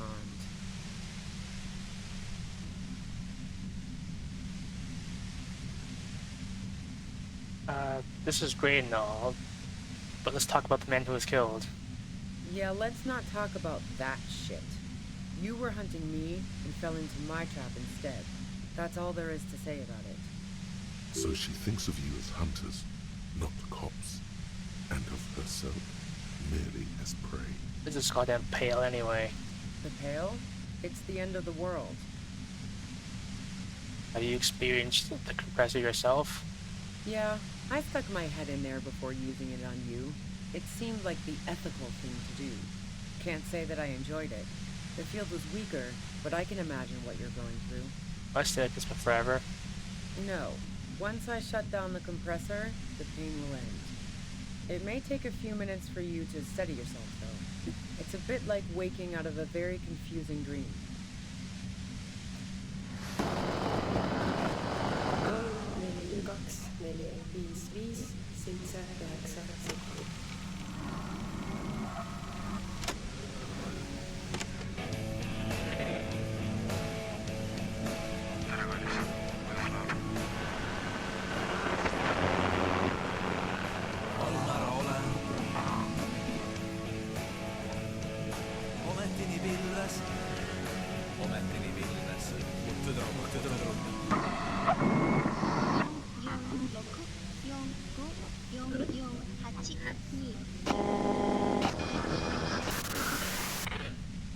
That's gotta be one of the longer, like, narrations. At least, especially for that text. Just turn it down so we can talk and ask you something. If you've got something really important to say, you can do it through the white noise.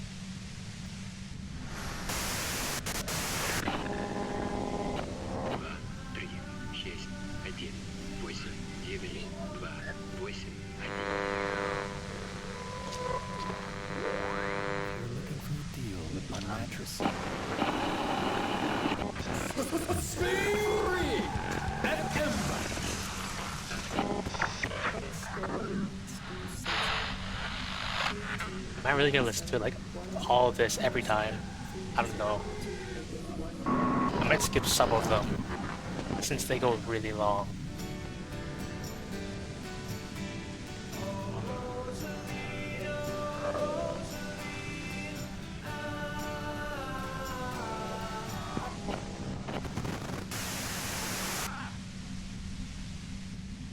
Turn this.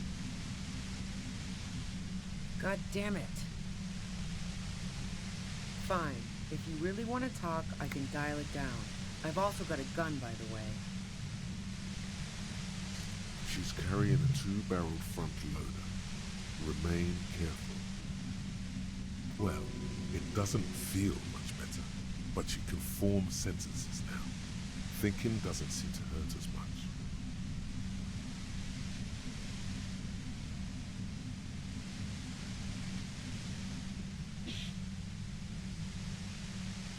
Well...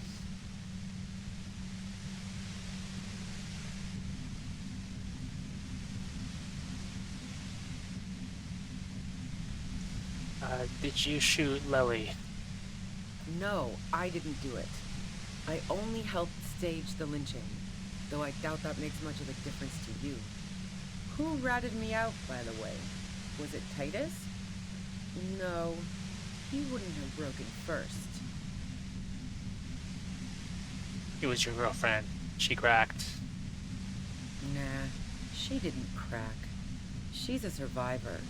If she told you anything, it was to save herself. But she couldn't have known I was on the coast. How did you find me?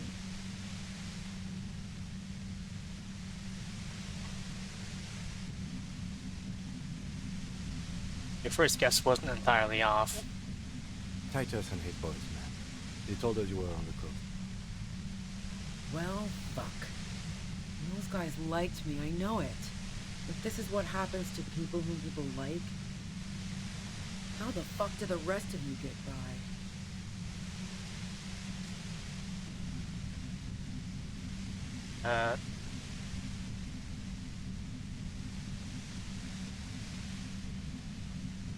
Wait, wasn't it you who called me the human can opener? It's not personal. I opened them up. I did, didn't I? Now you've come for me. Fuck them all the same. I do it by asking questions. I have some for you. Like what? I already told you I didn't do it. A strong moral compass. She still wants the opportunity to make a case for herself.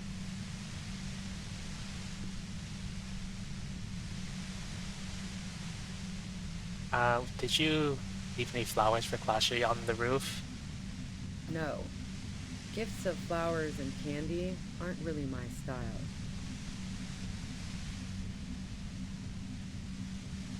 They weren't just flowers, they were symbols of revolution. So now I'm leaving revolutionary symbols around? Come on. But Clashy was mourning. I never did understand why, when someone dies, a hothouse's worth of flowers has to die too. Okay, so you didn't leave Maybelle's. No, I did not.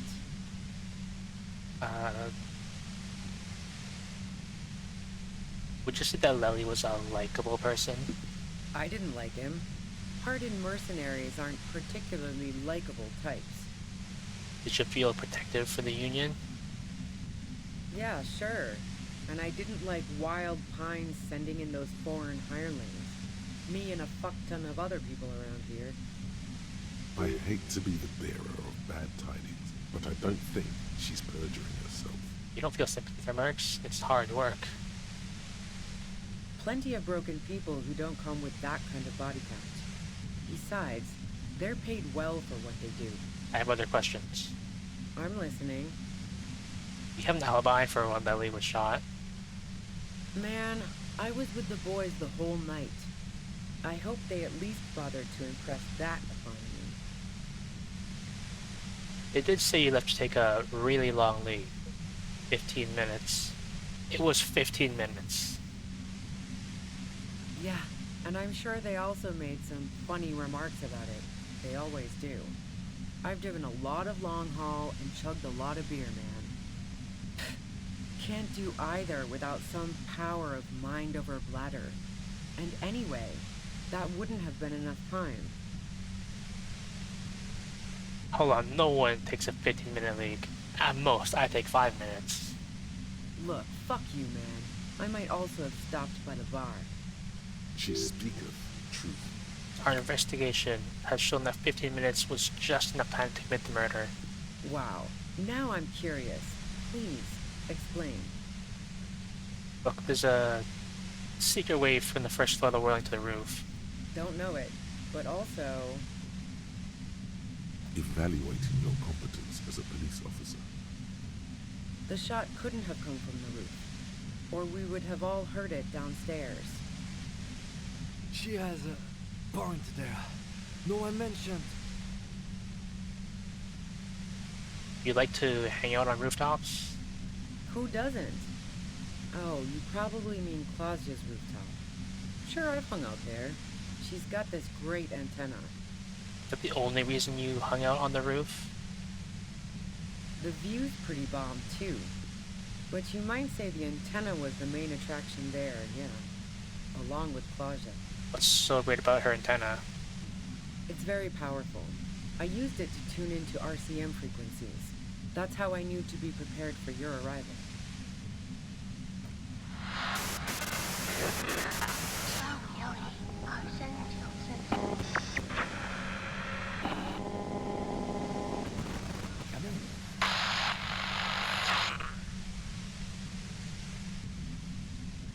So you're sure you didn't shoot the merc from the roof? Yes, I'm sure. And anyway, as I said before, the shot had to have come from afar. You have a gun. You're running through to the Union. I've been through your lorry. So, Heart of Gold Tommy fucked me over too. Never trust a musician. Actually, it wasn't him. I don't think it was him. I opened the lorry without him. Maybe twist the knife, just in case. Make her more desperate.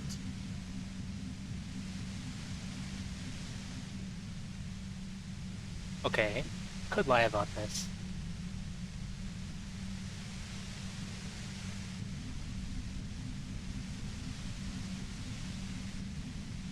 Yeah, I made him talk. Yeah, that figures. What now? You're going to arrest me for drug trafficking? She's more upset than she lets on.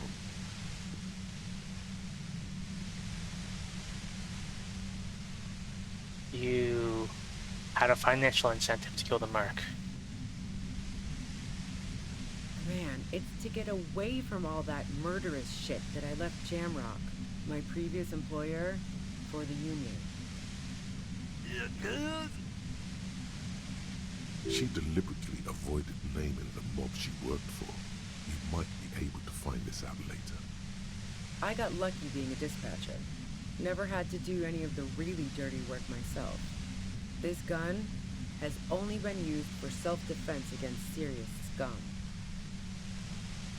Then, it's going to be easier to reach the machine now. But you're threatening us with it. Based on what I've heard about you, you are serious scum. You have a gun. And?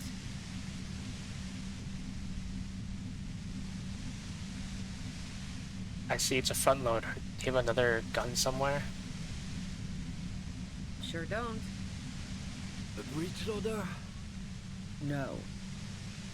This is such a wipeout. Where did you get it? I could use one too, in case I lose my current gun. The gun store. What gun store? Trigger Happy Jacks. Really?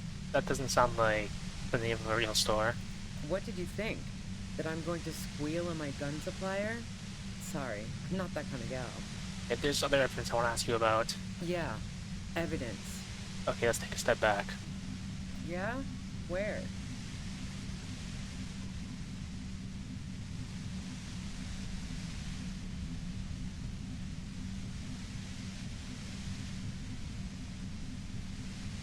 Who killed the merc if it wasn't you? How should I know? As I keep saying, he already had a bullet in his head when I got to him, and there hasn't been any useful gossip over the radio. Those rings around her eyes, her tired voice. She's been staying up late, listening in on the conversations crisscrossing Martinez. Police radio? You've been following the case? Who hasn't? You know, I can still see him there, in Claus's room, lying on his side. He was still warm, but the bluish light coming through the broken window made him look as though he'd been dead for a good long while. Happened Sunday night. Tell me your version. She eyes you warily, as though gauging your sincerity. It's okay. We just want to... All right, don't kill yourself over it. I was shooting the shit with Hardy and the boys over a few beers, like always. Then Klasha comes in, all pale and shuddering. She sits down with a drink, trying to steady her nerves. So I grab a seat next to her. Klasha said you knew something was wrong immediately. No, I really didn't. She's not that easy to read. I just assumed she'd done too much blow. It wouldn't be a first for her. But no such luck. She was in some deep shit. She asked me to come upstairs. The merc she'd been going with was lying on the bedroom floor, dead. I knew she couldn't get the authorities involved, so yeah. You made it look like he'd been hanged. How did you manage to come up with a plan so quickly? What? No. Faking a lynching was her idea. Her idea? Yeah, in cold blood. It really surprised me how quickly she was able to get a hold of herself once we got up there. It was like she was another person. The party girl was gone. I wonder if Party Boy knows the party girl. You can see it. Her lips, though still white, don't seem to tremble as much anymore. She moves with focus and deliberation. She asked me to help her drag him into the shower so she could wind the shower head around his neck to fake lividity. Then she dressed him while I went to get the Hardy Boys. She lied to you about that, too. It's Rainy in real life now. Showerhead. Resourceful. Yeah. I wasn't sure whether to admire her or be disturbed. Do you think she killed Belly herself? As I keep telling you cops, we didn't hear anything downstairs. No gunshot, nothing. But even if this is true, weren't you worried this lynching might lead to... War? The thought crossed my mind. But the mercenary's death was going to have repercussions either way. Although the way things are going... She doesn't want to talk about this, but not because she has something to hide. She doesn't want the guilt. Fuck it. I'm not responsible for these people after what they did to me. If you didn't kill him, why hide? I saw you roll into town. I wasn't about to stick around for questioning by a goddamn La Puta Madre agent. So this is what she was scared to tell Titus. This cop. You mean La Puta Madre agent? Yes, you. Everyone says you're his peon, his human can opener. Through the sudden sharp pain in your head, you hear the lieutenant mumble something to himself. Fucking hell. And why me? You hear through the white noise. It's especially bad suddenly. Felt like a vein exploded. Who's everyone? How do you know this? Everyone in Jamrock. The cops, the criminals. Why do you think I'm holed up in here with a goddamn death ray waiting for you? If she knows that about you, she must know your real name too.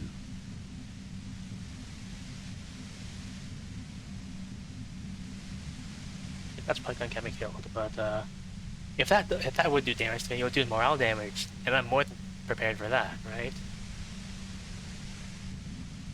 Tell me what's my name. If you know this Belly, you must know my name. Harry Dubois. One corrupt motherfucker with the disco pants and a funny tie. Agent to La Puta Madre. All of this just means that you're effective. Criminals know you and are scared of you. La Puta Madre. I've heard of La Puta Madre. He's dangerous, right? Is that a joke or a threat? I'm guessing both. I'm sorry, I know I'm supposed to know all this, but I lost my memory recently. Yeah, sure. She doesn't believe you. I'm sure La Puta Madre himself will explain it all to you soon enough. Okay, other questions. I need to get out of here. Yeah, other questions. I don't know if I have enough time. I might just have to destroy the machine. For, you know, surviving. Destroy the machine, 83%.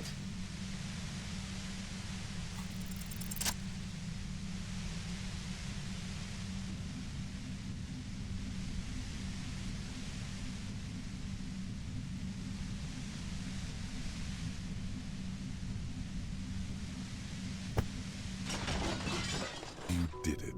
The compressor lies broken on its side. It's quiet in your head again. It still hurts like hell, but... You okay, Kim?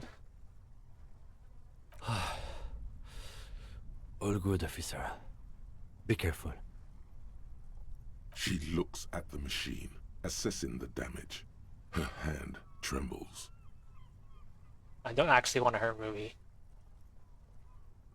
But I'm like on the brink of death myself, so I need to be ready.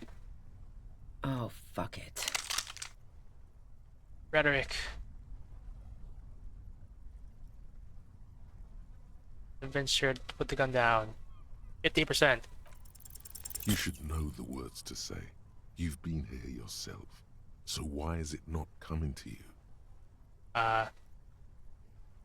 Because you've misread the situation from the beginning. And now her finger squeezes the trigger. I need one idea. A smirk crosses her face as she watches you stand there, mute. Then she exhales sharply, shakes her head, and pulls the trigger. You watch as her brains trickle out through her neon hair. She killed herself. I failed to talk her down. Lieutenant Yefreitor Dubois, control your emotions. We did our job. This won't be the worst thing that happens on this case, believe me. You can't let this break you. There is no coming back from this one. It will stay with you in nightmares. What did we just do? Our job. It went really bad. And now we need to clean it up. Okay. What do we do now? Move on. We clean up. It may take days for processing to pick up her body. We need to move it somewhere. That tent there.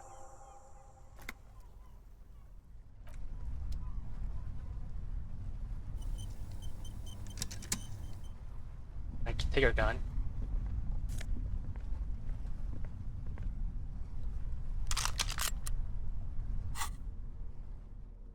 Got 2 guns. Can I actually dual wield them? Okay, I can.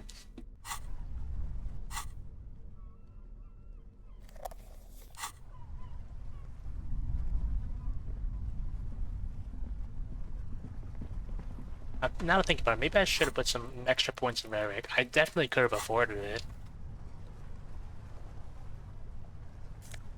$8. Room, I mean. Room, I mean? I feel like I've heard something similar to this before.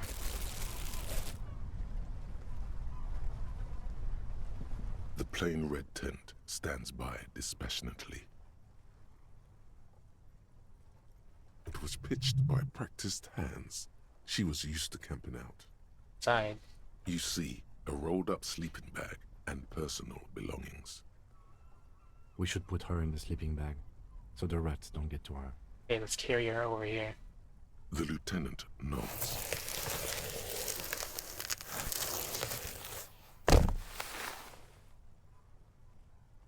There she lies, cocooned in the sleeping bag, surrounded by empty cigarette packs, books, and half-read magazines. Magazines? You should look through them. Trying to pass out the books and magazine. Assorted soft covers, mostly pulp horror. A motor carriage lies buried in the snow on one cover. On another, a ghost airship. You also see a collection of radio enthusiast magazines. See anything?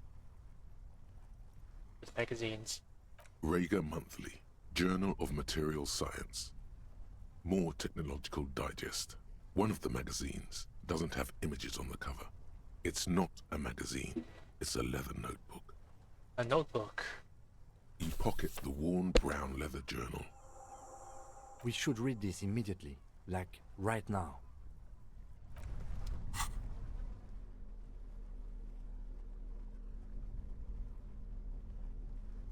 Please journal. A thick journal. The cover is worn like someone used to carry it around in in their back pocket. Examine the cover.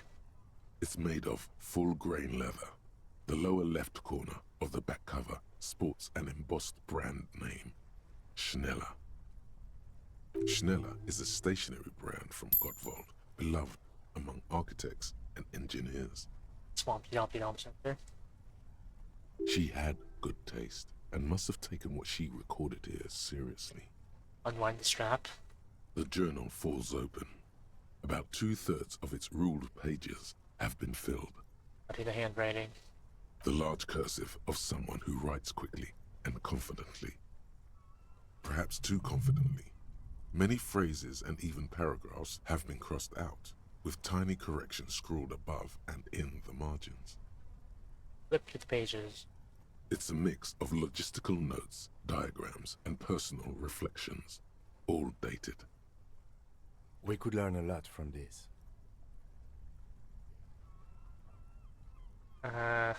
Anything personal? Short, wry observations of people and places, probably a way to pass the time on the road. Also, what appears to be attempts to sort through some difficult decisions. There are a few passages with many questions in them. What kind of logistics? Hard to tell exactly. It's mostly noted down in code. Looks like contact information, quantities, directions. There could be useful information about local operations in those notes. We have a junior sergeant at my station who's good with codes. I can give this to her after we finish this. What are the diagrams of? Esoteric radio technology. The most recent ones probably pertain to the latitude compressor, sketches, calculations of distance and density. You make out a familiar spiral shape. How far back do the entries go? The first entry is from August 2nd of last year. It reads simply, I know my position is precarious. All I can do is make myself as useful as I can while looking for a way out. Remember, no one is indispensable. What did she write the day Lily died? Nothing on March 4th. March 5th, though, well, that's bound to come back and bite me in the ass. I'm bad at this. Loyal to a fault. But that's another matter entirely. She is referring to betraying a previous employer. Does this suggest she did it in self-defense? About Laputa Madre.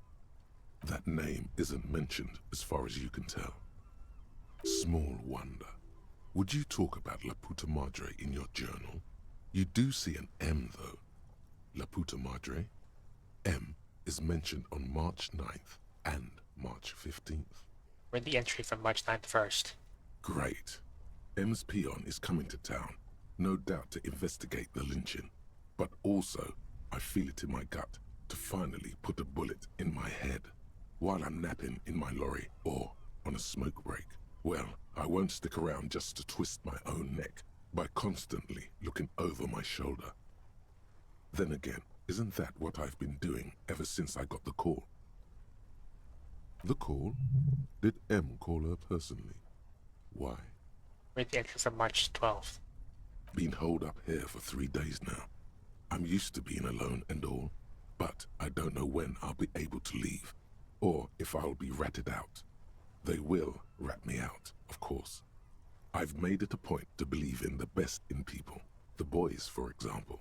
But experience tells me, did M feel truly betrayed by me?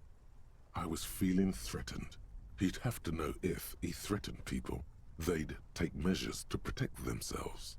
Even I know that. Economic measures first of all. Gotta make a living, right? I can still hear his voice in the receiver. Taste the plastic. The entry ends abruptly. What's the most recent entry? Conclude with the journal. The most recent entry is from today. It reads, even when I leave here, if I leave here alive, what's my next move? Staging a lynching is a crime, even if I'm not accused of murder on top of that. Forever on the run. Not really my idea of the open road. Man, I was really looking forward to winning. I don't think she killed the mercenary. It looks like she might have been framed. This whole thing was a detour, and a fatal one, he thinks. So, he died for nothing?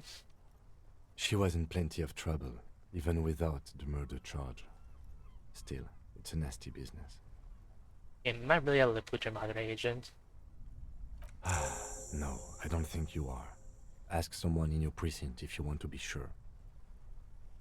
He truly does not believe you are. Perhaps he shouldn't be so trusting. Then who do you think killed the Merc? Could have been Titus. Then again...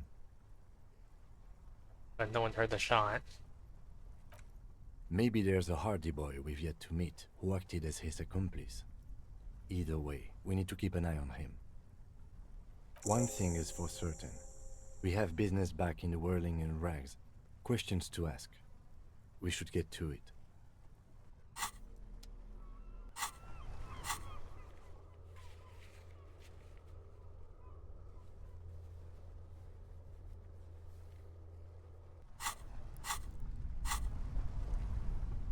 The plain red tent rests stoically in the corner.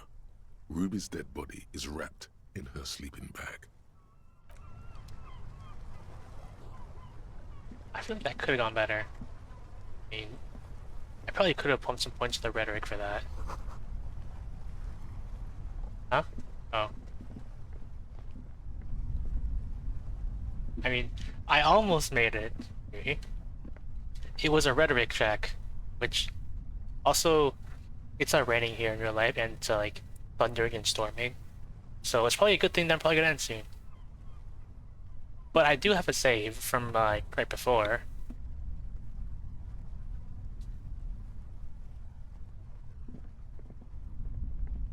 Right before I started. I mean, maybe I'll go back and try again. But I did survive. I lived. I lived with 1 health and like no healing. But I lived.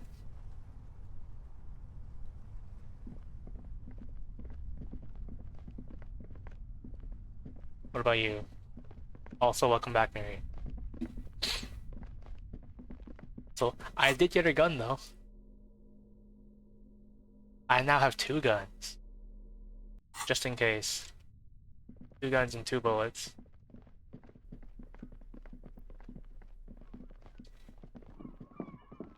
Feels so quiet now.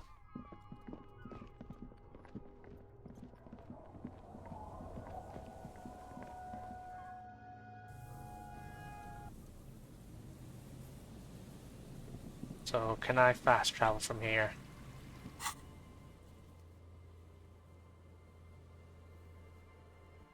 I can't fast travel from here.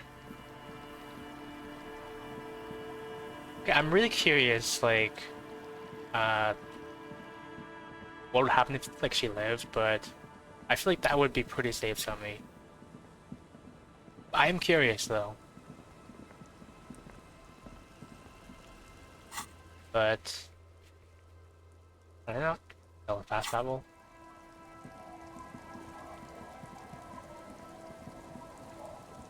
This is a fast travel point. This is where I would land. Surely I can fast travel from here. Am I supposed to walk?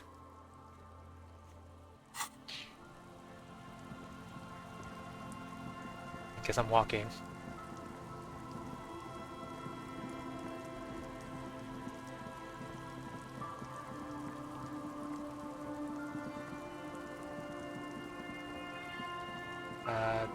The exit. Okay.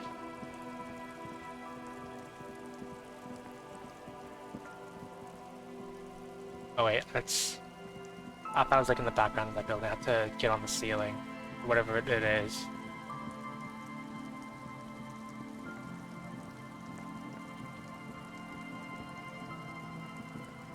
I'm probably going to end soon, because like, we're getting like closer to time now, and also...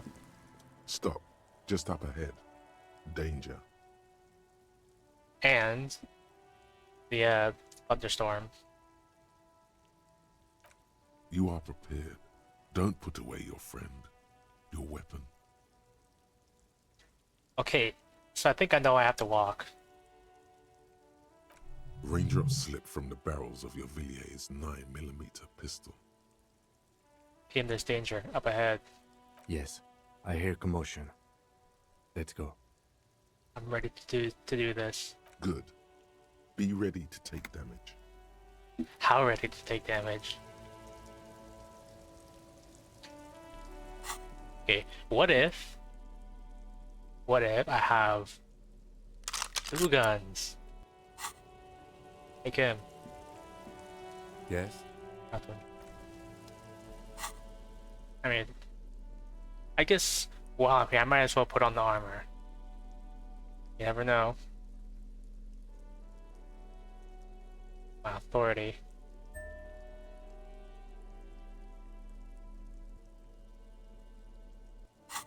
Surely there have to be like more opportunities to find the rest of the armor, because I think I only have 2 pieces so far. Where's everyone? Where'd everyone go? I'm all out of shits to give, loincloth. Welcome to the fucking reckoning. Put your damn gun down. People are gonna get hurt. We need to talk this through. All right? Shut up! You're not gonna talk yourself out of this, loincloth shit fuck. This is the mercenary at the gates. His chest rises and falls under the ceramic breastplate. His fingers reach for the butt of his sidearm. Im, what's going on here? Shh. This is a misunderstanding. Nothing irreversible has happened yet. You can just return to your unit and forget all about this. The Kypt is merciful, willing to spare us if we just forget about our murdered and humiliated commander. I think we should just kill everyone, Courty. You are all drunk. Come to your senses. You won't gun down 7 people in the middle of the street. This isn't a frontier town or a jungle outpost. Easy, Lizzie. Let me handle it. I know guys like this. I'm sure we can come to a peaceful agreement. Ain't that right, fellas? Peaceful.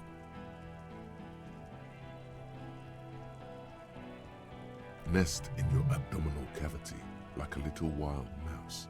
The masked man's words are barely intelligible, but you can hear them. Fuck, there's the 3rd one. How did we miss something like this? This 3rd one, he is the most dangerous of them all, heavily armed.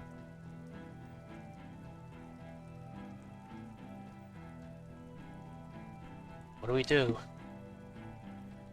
My plan is not to get killed, but we have to intervene.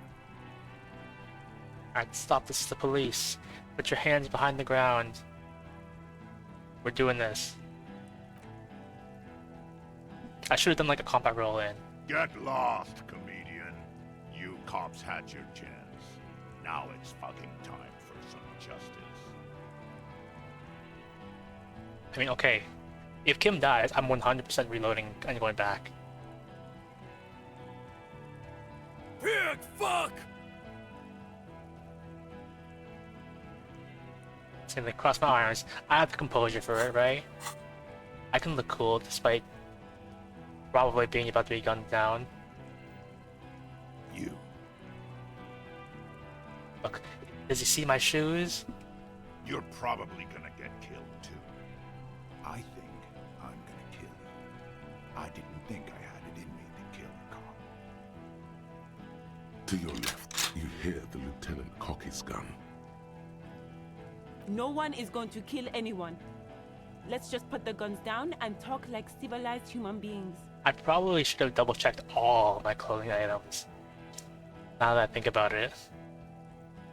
How am I looking for, I mean, I think it could be okay. Probably not good. This is definitely not going to be good. But I might be okay. With a wordless gurgle, the killer loads his long rifle. The leader gives a small nod to the helmeted man. Suddenly, the grip of your sidearm feels comforting and warm in your hand.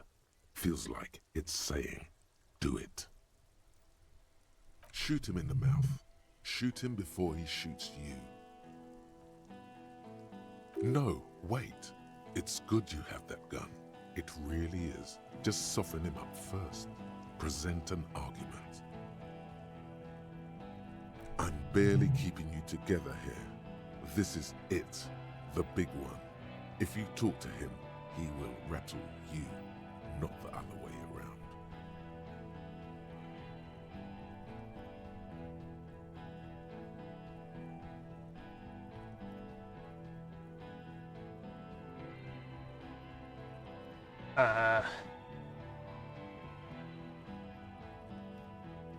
I feel like I should probably make a decision. Probably. Think of an argument. 83%. Rhetoric failed me last time. But what if it worked out this time? Think of an argument. Alright, here we go. This is an illegal tribunal.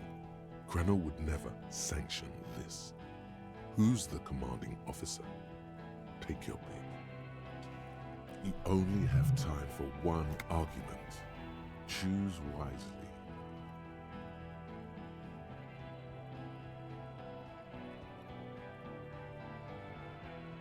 Yeah, you were called Downwell once. What happened? What always happens when you get good at your job? That name meant night raids. Fucking extrajudicial funky time. Burn villages. Shit, it sounds bad on the radio. The same thing happened when we were called whatever the fuck it was. Probably won't be called Crenell for much longer, either. Not after this shit. Okay, it's not much, but he's thinking about something else, and his hand is off the gun. This did something. Now fire. Fuck them up. Do it. The muscles on your back tense up. Easy now. Tell them these men didn't do it. There's a peaceful way out.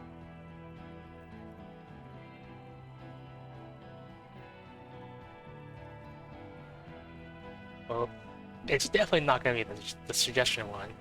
I'm pretty sure I'm just going to forget about this one.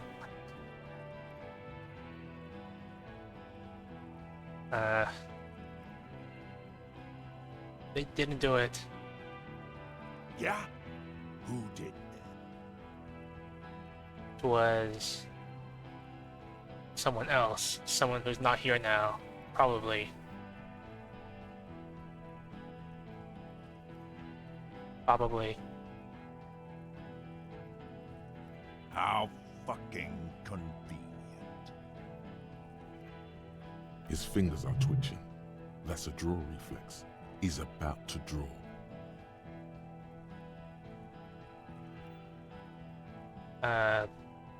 It was guards. Well, you know what? He was shot from a great distance. A sniper did it. You think I'm fucking stupid, cop? What if I just shot one of your pals here, right now, huh? How about the kid? Tell me, it's a magic fucking sniper one more time. Listen, please. This cop and this drumhead court marshal won't decide who... Logic medium. You believe me? I mean, I could probably put a point to logic. I mean, why not? I have got the points for it. 1 point. Logic. 92%. Don't fail me now. The Hardy Boys confessed to hanging him. Okay. All together. Titus said, we took him out back and hanged him. He said it loud, in a public place.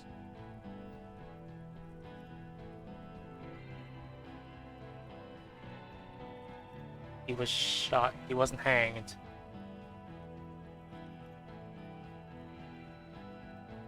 Wasn't hanged. You're lying. DePaul heard it. A Kiel Model 40 revolver, 8 rounds in the barrel. The gun slowly sways in his hand from the inebriation. You heard wrong. She and these men have been helping us find the shooter. hanging was only a cover-up. Listen. Fucking liars. The shot rings in your ears, a low, tinny ring. Then the Hardy Boys yell something. The young woman stands and looks behind her. The shot has flown over her head, crashing a small pane of the glass window behind her. I missed. I know what I heard, Corty. They said they killed him. They said it was a good way to end a Sunday night. That doesn't sound good. You need to change the topic now, or there will be another shot. What topic? Shots have been fired. Act before it's too late. This was a close call.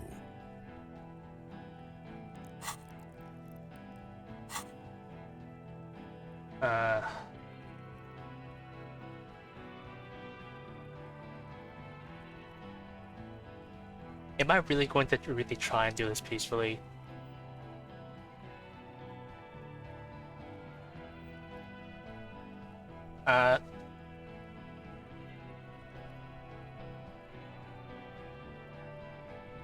Okay, this is most certainly a stupid option. But who is that? I didn't know you had a third guy. Rude. Rude is the killer. Rude, the killer. Owen Cloven. He doesn't talk much. All of you cunts inside out.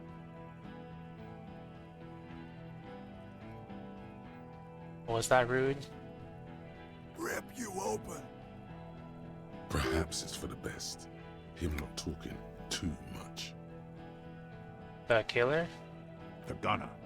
The raddest. The killer. What do you think he does?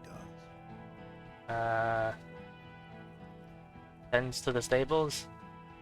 What are we waiting for?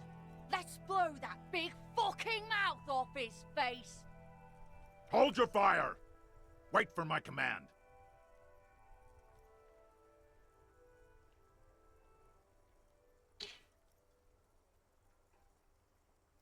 I'm gonna shoot. 58%. I'm gonna shoot.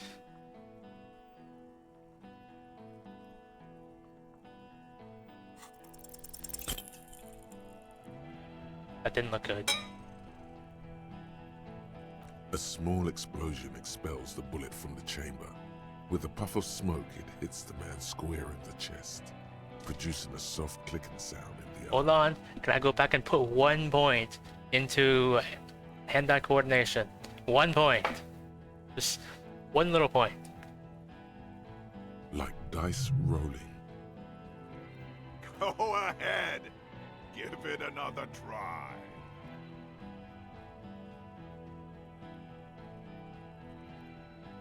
I have another bullet though.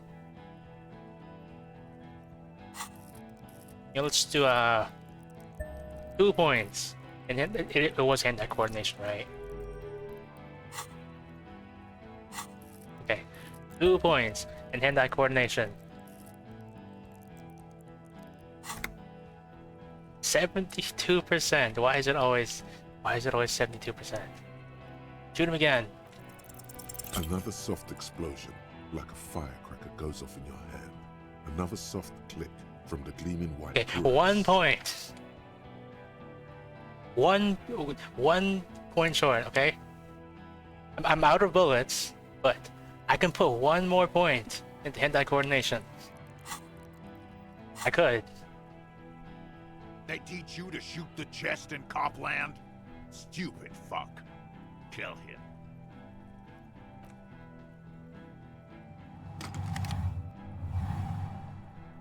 To your right, the killer raises his rifle and takes aim at you.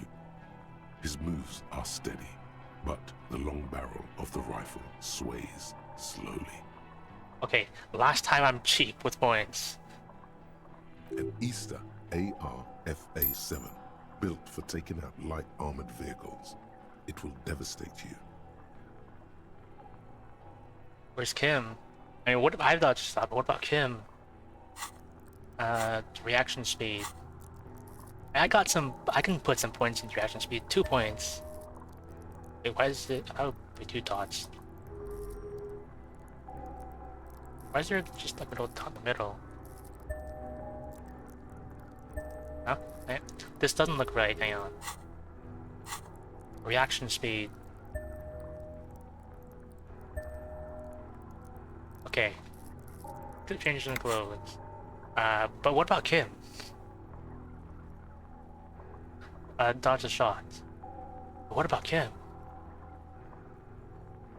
Where is Kim? Where is Kim?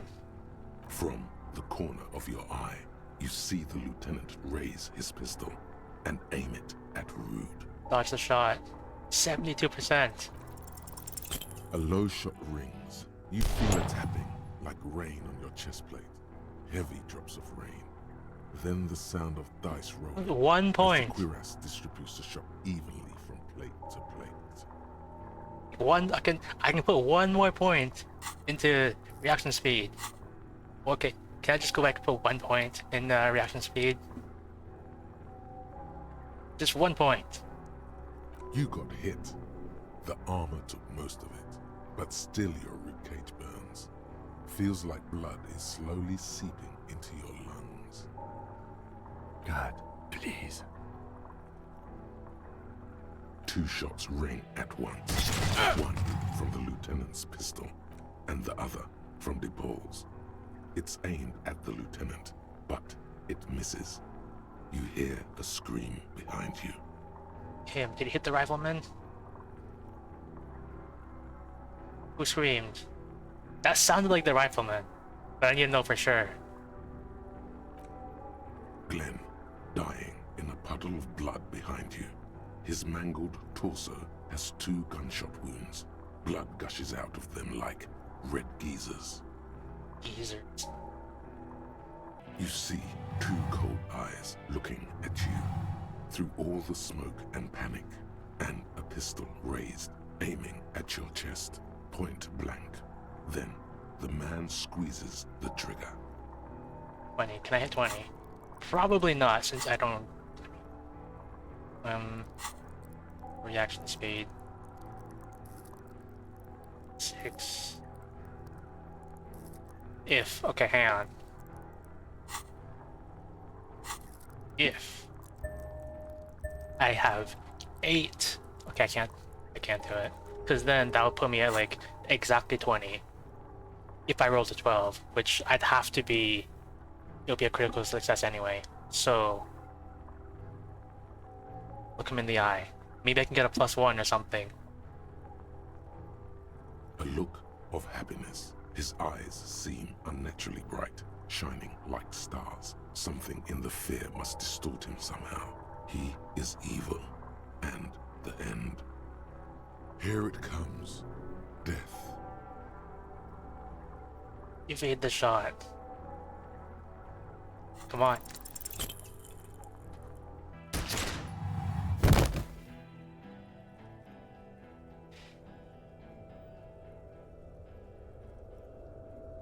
You can't. There is no time. Something inside your pelvis explodes. Your entire lower body is on fire, and your legs can't support you. You fall down like a rag doll. The pain is too immense to scream. It pushes the air out of your lungs. Everything goes dark. A distant blur as you recede into it. Oh my eyes, what do I see? Where's Kim? Nothing.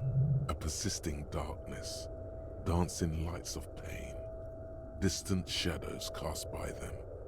Like a hellish play. You're bleeding out.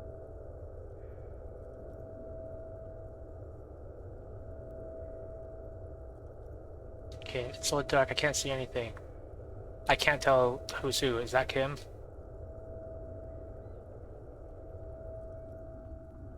Stay with me. You hear me?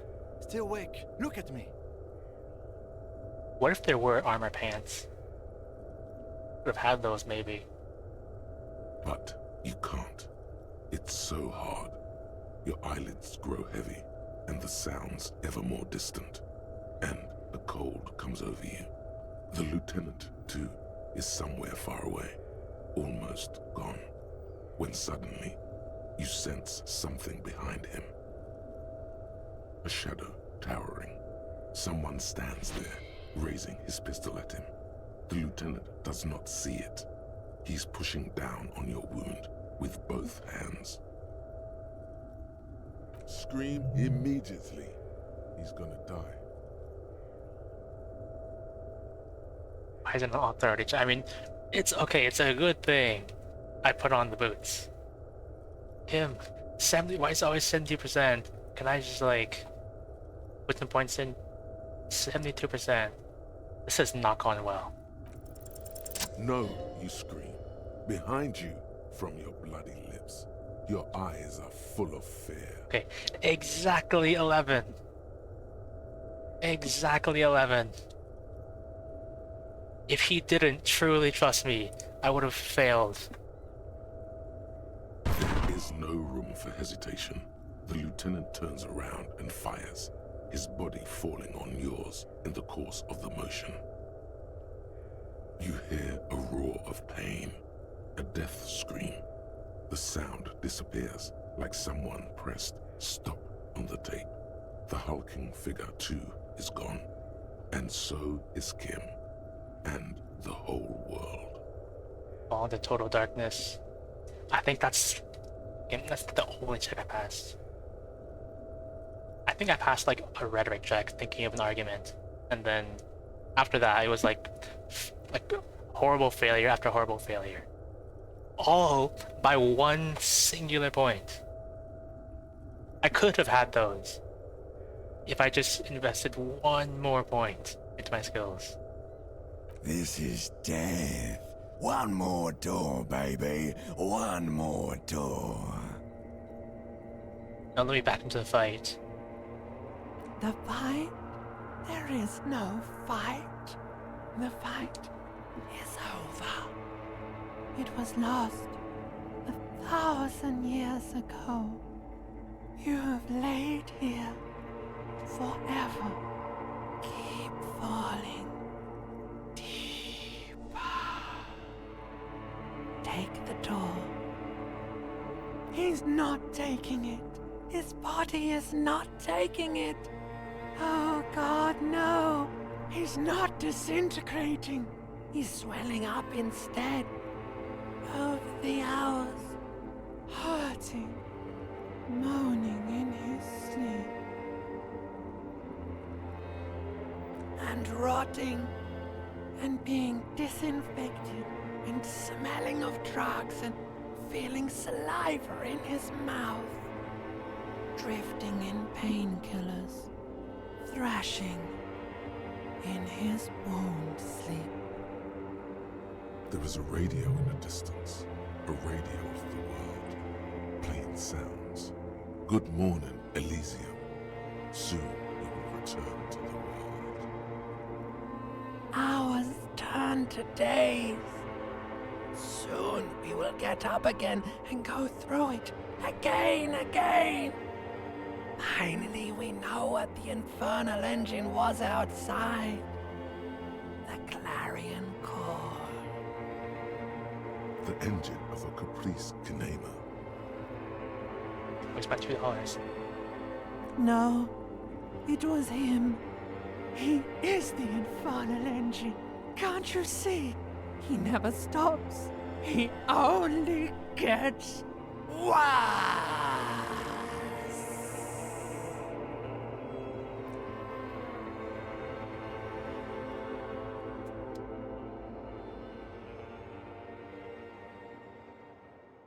You see the lieutenant's familiar shape in the orange jacket.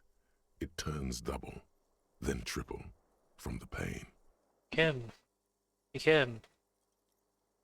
Sunrise, Parabellum. Piss jacket? I didn't give him the piss jacket. I didn't give him the piss jacket though. The room, it's clean. If I had given him the piss jacket, I would say this, but I didn't give it to him. The room, it's clean. Mr. Gart cleaned it. It took him an entire day. How long have I been out? 2 days, in and out. You've been up enough to take Dramamine and curse, and drink water.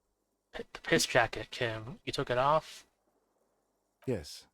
The joke wasn't funny anymore. I took it off. I didn't even give it to you in the first. What does that mean? I can still go get it and then give it to him? The close proximity of death must have made the lieutenant contemplate his life choices. He's done with the jacket. What happened? What happened? You shot the major, unsuccessfully. A firefight ensued. Twice. I unsuccessfully shot him. Twice. By 1 point. What happened then? As retaliation, the rifleman tried shooting you. He hit the cuirass. I heard it go off. I was looking for a clear line of sight to him. He sounds a tiny bit sorry he did not find it before you got hit. I shot and wounded him, while Glenn took a bullet in the spine. It was meant for me. He did not survive. Titus, Fat Angus, and Theo charged. Angus and Theo died before they made it to intensive care. Titus died in the hospital yesterday. Alain and the young musician, I forget his name, they are all that's left. Titus is dead? Yes. You were bleeding out by then. You warned me. I was able to disarm Cortana before he got the jump on me. I was not able to kill him, as I should have. Crenel took him. A stray bullet killed the Pole, though. And that's what happened. I thought you only smoked one a day. This is the one. The Major. He's in a private hospital across the river. Crenel claimed him from the local butcher shop where Titus died. Turns out he's insured. We won't get to him anymore. The good news is he's not coming here either. I did some damage. Titus is dead? Yes. How many casualties on the Union side total? 5. Glenn, Theo, Shanky, Angus, the fat one. He took a lot of bullets. And Titus. And that's... all.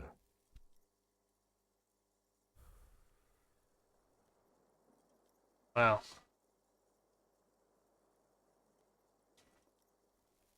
That is total shit show, Kim. Yes, officer. 7 people are dead. It's not a success. 7? He said 6. The text says 6, but he's verbally said 7. That's... Wait, that's...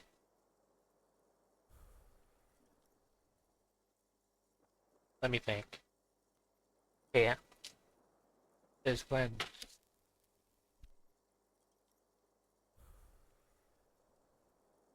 Okay, so the Hardy Boys is 5. And then the 2 mercenaries. So I guess that would make 7. 5 Hardy Boys and 2 of the mercenary. It's not a success. But we lived. We lived. +1. Ruby. Oh. Right. That whole thing. But what's done is done. The violence is cordoned off. The Hornets did not get into the beehive. The worst scenario has not materialized. Yet. And we are still alive. Both of us. We're still alive. Miraculously. Absolutely miraculously. I can't believe how that went, and I still managed to pull it off. Like, just keep Kim alive. That was the main goal.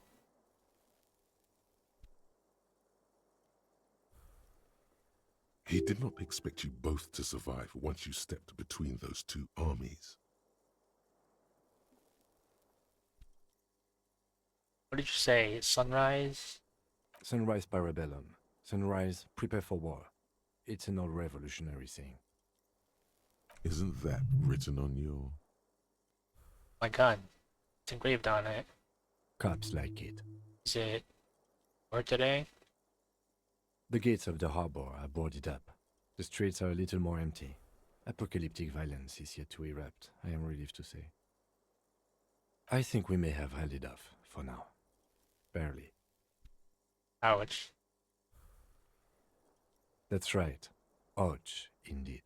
Ouch. Am I gonna get into another loop? Just like I did with Joyce? Ouch. It's not ouch time yet. You just got the Dramamine pill an hour ago. Wait until it wears off. Dramamine? Then it's not that bad. Neither surgical nor organ damage bad, but still under the counter bad. Ouch. It's not ouch time yet. You just got the Dramamine pill an hour ago. Wait until it wears off. Dramamine? Then it's not that bad. Neither surgical nor organ damage bad, but still under the counter bad. How bad might hurt? Reasonably bad. You were shot in the left quadriceps. That's your thigh. It appears no major arteries were nicked. The bullet was removed and a bacterial infection treated with mercurochrome. Is my armor okay? Alright, I forgot to say, thanks for helping out, Center. The bruising in your shoulder is negligible. The armor took the brunt of the fire. My walk? We will see. You won't be able to dance much, that's for sure. You should be able to live with limping around, though. Are you hurt, Kim? Not very. I have a concussion from the major beating me with the butt of his gun. I try to not move too much. Things would be worse if you didn't warn me. Thank you. I did not see him coming. Stupid of me. Has anyone from my station been to see me? I'm guessing not. No. Okay. Yeah, they don't care about me at all. I called your station after the fight. The injury was logged in. They told me they've sent officers to join you on the site. I haven't seen any. Have you? Unless they sent 2 officers undercover and then, you know, they're just chilling out in the front of the rolling in rags. But I haven't seen any. Have you? I'm sure they're worried about you. That means he hasn't seen them around while you were out. They're not really worried about you. If they were, wouldn't they be here? If they're so worried, I mean, where are they? I don't know. He may have some idea, but he's not gonna get into it with you. If not my station, then who treated me? I did. Thank you. No need. Okay. Get up.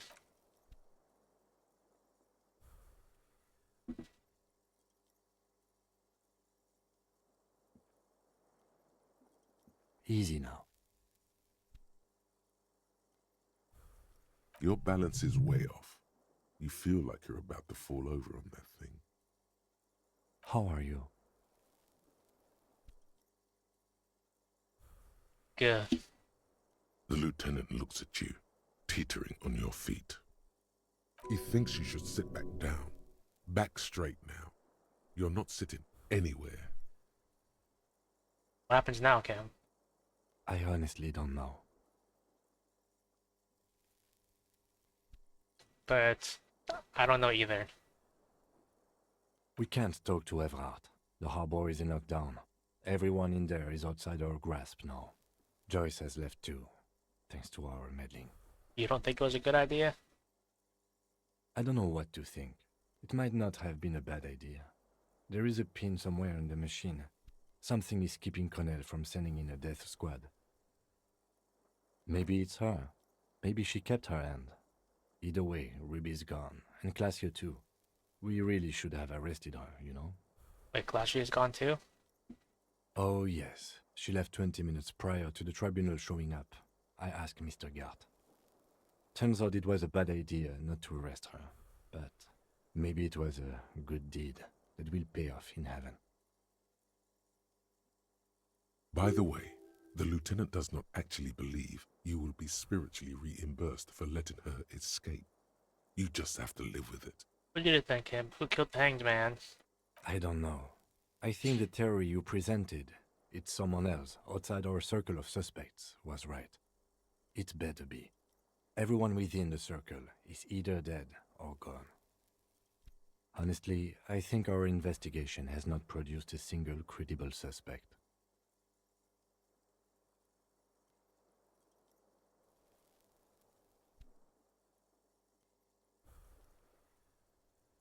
Okay, so once more, Flashy has escaped. Absolutely. There's no other way to go about it. We screwed up. It's because I'm a puta madre peon, isn't it? Don't be narcissistic.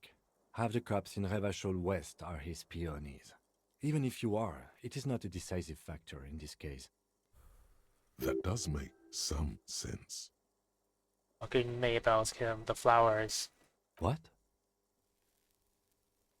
This one, remember? Every piece of garbage in the city is not connected to the case. You don't have to keep everything. I do. He's wrong.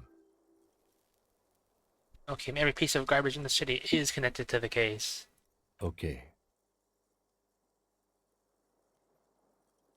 What about the hole in the wall? Someone was checking her out. I don't know. That's been there for years.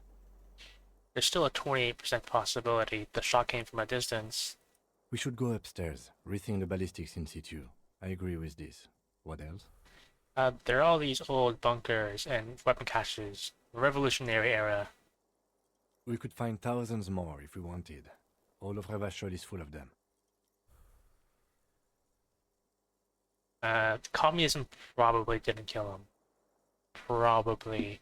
I'm gonna skip that one. You know what I think about solving crimes? He arches his brow. The ceiling fan patiently spins overhead. Solving crimes is hard. It really is very hard. That concussion must be making him dizzy. You're not ready to give up, are you? No. Are you ready to limp? I'm ready. Kinda. Good. Where do you want to limp to? A gust of wind blows in from the bay. The duraluminum box around you vibrates imperceptibly. A familiar cold, a red thread on the roof upstairs. Taut, plucked like a string by the gust. You should check Klosh's room upstairs. I don't know what's gonna be there if they left, but maybe there's something. Why not?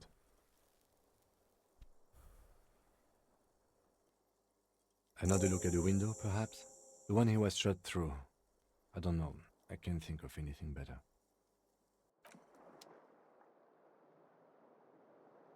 Hey, look at that. The bed's a little nicer now. You could get a good night's sleep here. It's not really a bed, more like a sofa still. They fixed the window?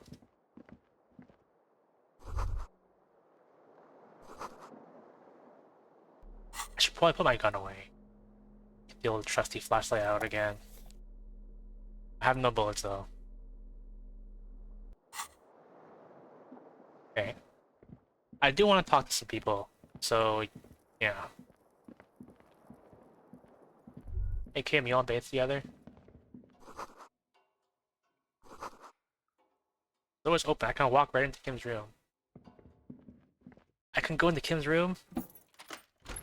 It's all I've ever wanted.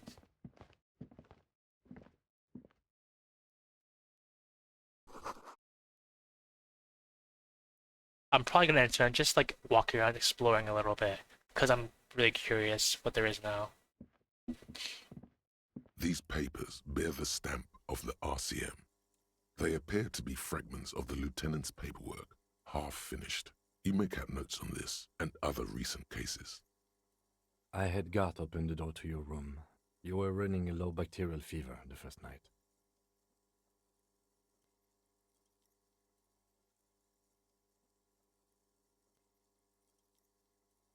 Thank you for keeping this thing alive a little longer.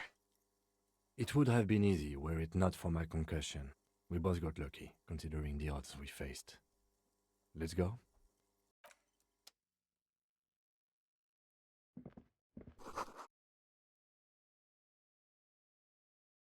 Okay.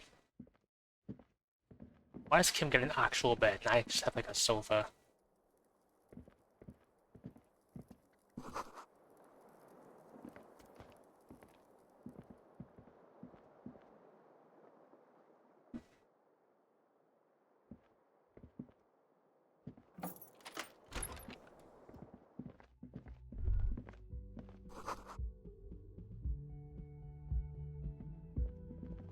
Fine, no running.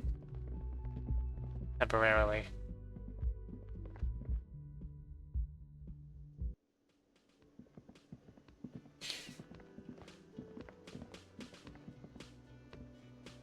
Hey guards. Oh, you're up. It's good to see you back on your feet. Did you like your room? I cleaned it for you. I did, thank you. Big improvement. You're welcome. I thought it would be nice for you to wake up in a clean place after you, let's be fair, defended this establishment and its clientele from gunfire. Not all its clientele. I give credit where credit is due, and that, sir, was an honest effort. I was watching until it went down. Crawled inside then. Bullets started flying. Anyway, I wish you a quick recovery. Also, you and your partner are staying here free now. This establishment supports cops. The stay is free, the drinks are not. It just felt I needed to specify that. Where did everyone go? Oh, you know, people don't tend to stick around after shootouts. Turns out they're not good for business. By the way, where were you when it happened? Where was I? How do you think I know the crazy shit you pulled off out there? I was there, out on the balcony, protecting my establishment. That's actually true. You remember him from the corner of your eye, right behind you on the whirling balcony. So, yeah, I guess I'm what you call a badass.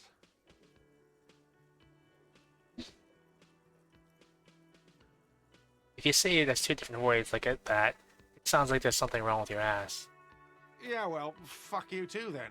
You have any more questions or stylistic pronunciation advice? What happened to the man with sunglasses? I don't remember everyone who comes here, and many people wear sunglasses inside lately. Must be a fad. Alright, thanks. No problem. They'll come back. They always do. Bye. I mean, I probably could ask for a drink. Probably.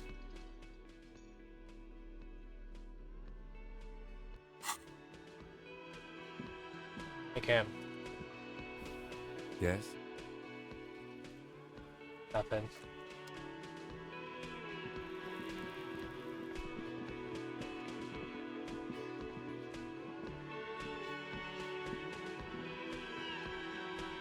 So... Seeing you approach, the bruised man raises his beer can in welcome. Oh, it's you. Didn't think we'd see you walking anytime soon. Elaine, look. It's the cowardly cop. Huh? What? Our condolences for your losses.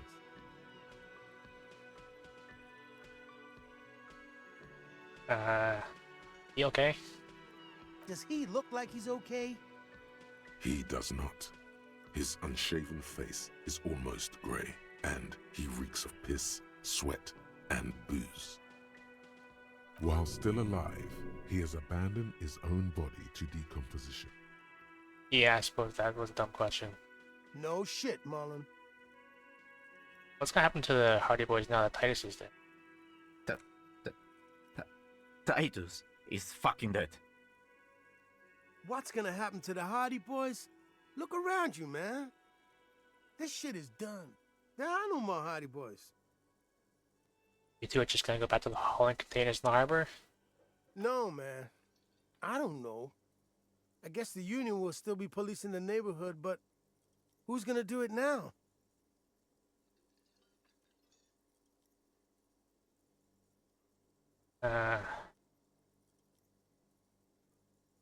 You, Dean? Me? No, man. I'm not a leader. You know, Titus only recruited me because I play the guitar. Said the team could use the morale boost. Well... You can do it. Eugenie Boys isn't quite the ring, doesn't it? What? Fuck no. If I'd stay, we'd keep the name to honor Titus.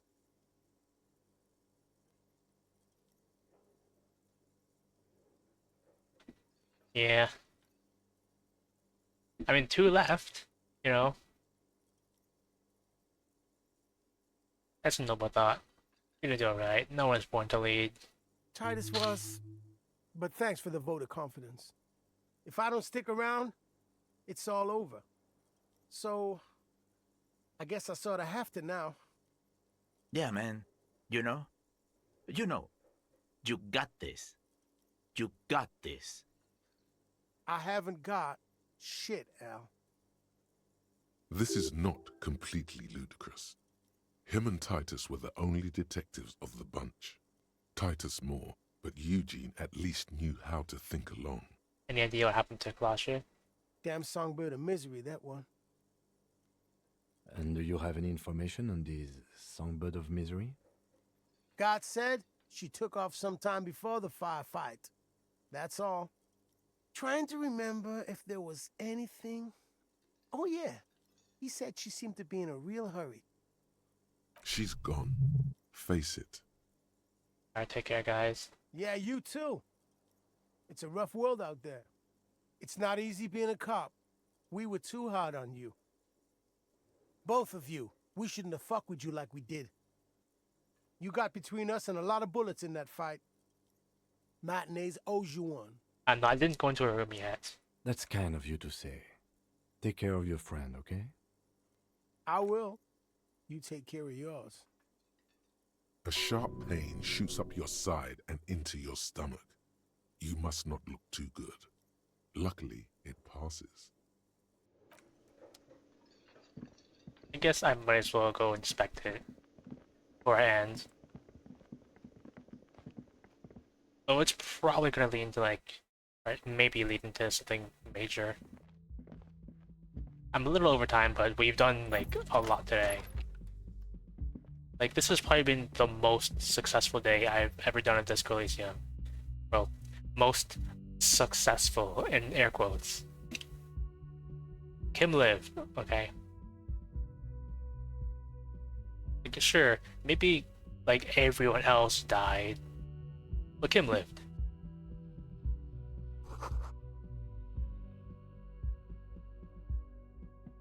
Next to the stack of bills, you see a note. A few lines jotted down in large, uneven handwriting, just as the writer was about to rush out the door. I'm sorry, I fucked everyone over. P.S. I didn't kill him. P.P.S.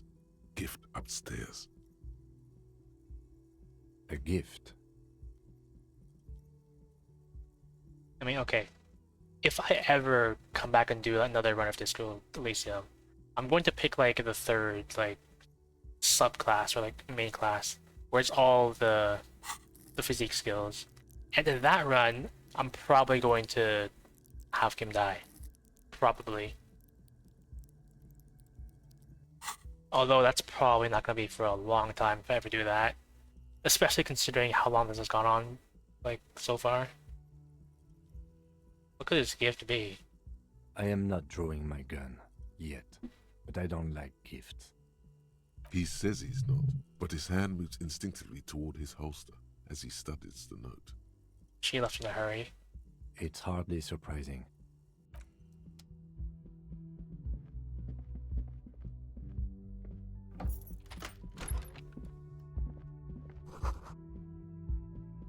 The medicine cabinet is empty. Not even a toothbrush. Pity. She's really cleaned this out. Mm-hmm. She certainly had her priorities straight when she was packing. Close the cabinet. I don't need Kim to think I'm a drug addict. Again. Kim, get out of the way.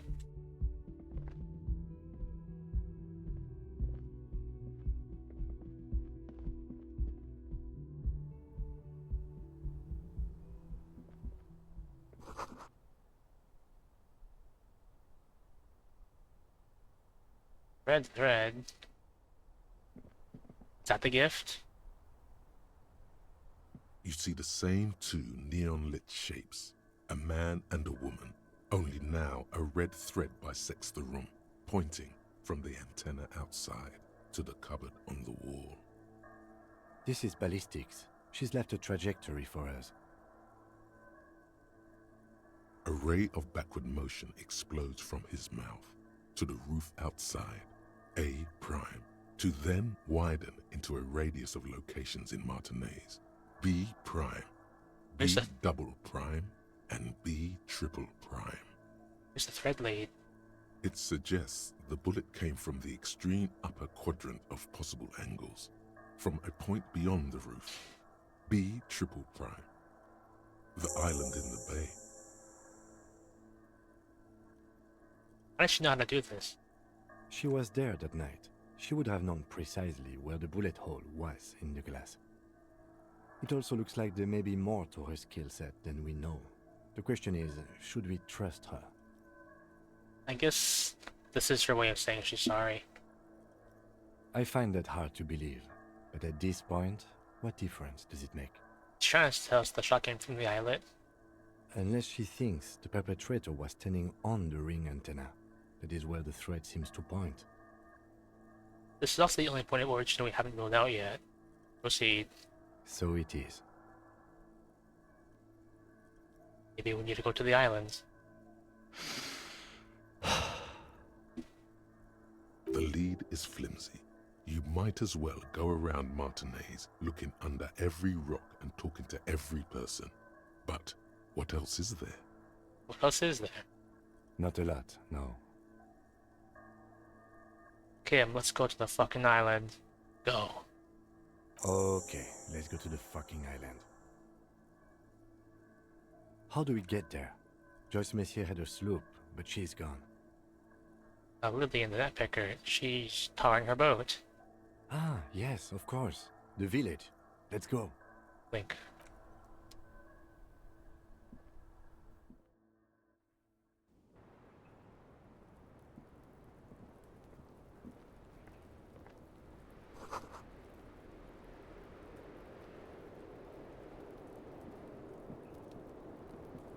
Well, that was certainly something.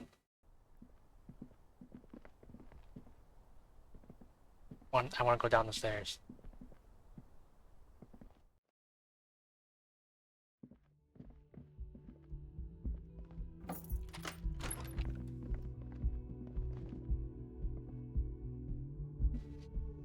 Okay, I'm not gonna go outside because I'm gonna save that for the next time.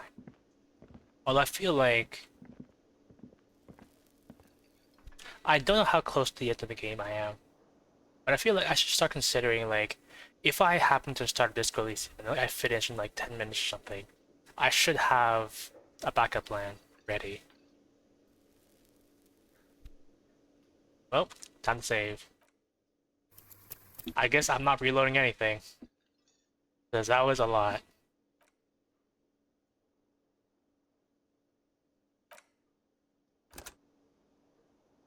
Alright. Who could be on the line to raid? I think I usually raid Kana, or G. You know what? You know what I should do? I should follow Kana, or G, so I can actually see for myself, like, if they're online or not.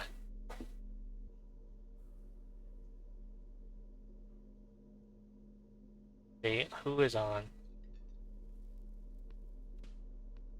There's that one guy who I only followed because I could, so I could like participate in something. I need to unfollow them.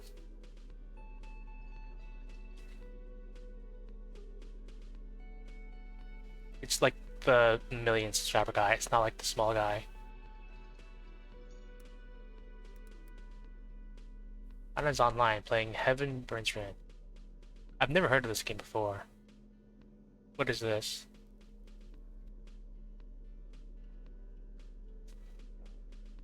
It looks like a visual novel.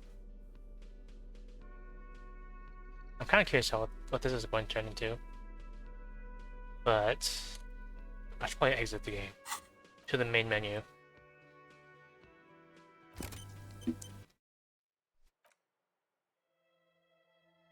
Okay. Anna, the puppeteer.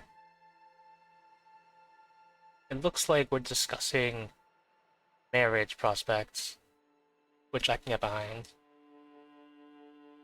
Alright, so let's see. On Friday, I'm planning on playing more Sunhaven.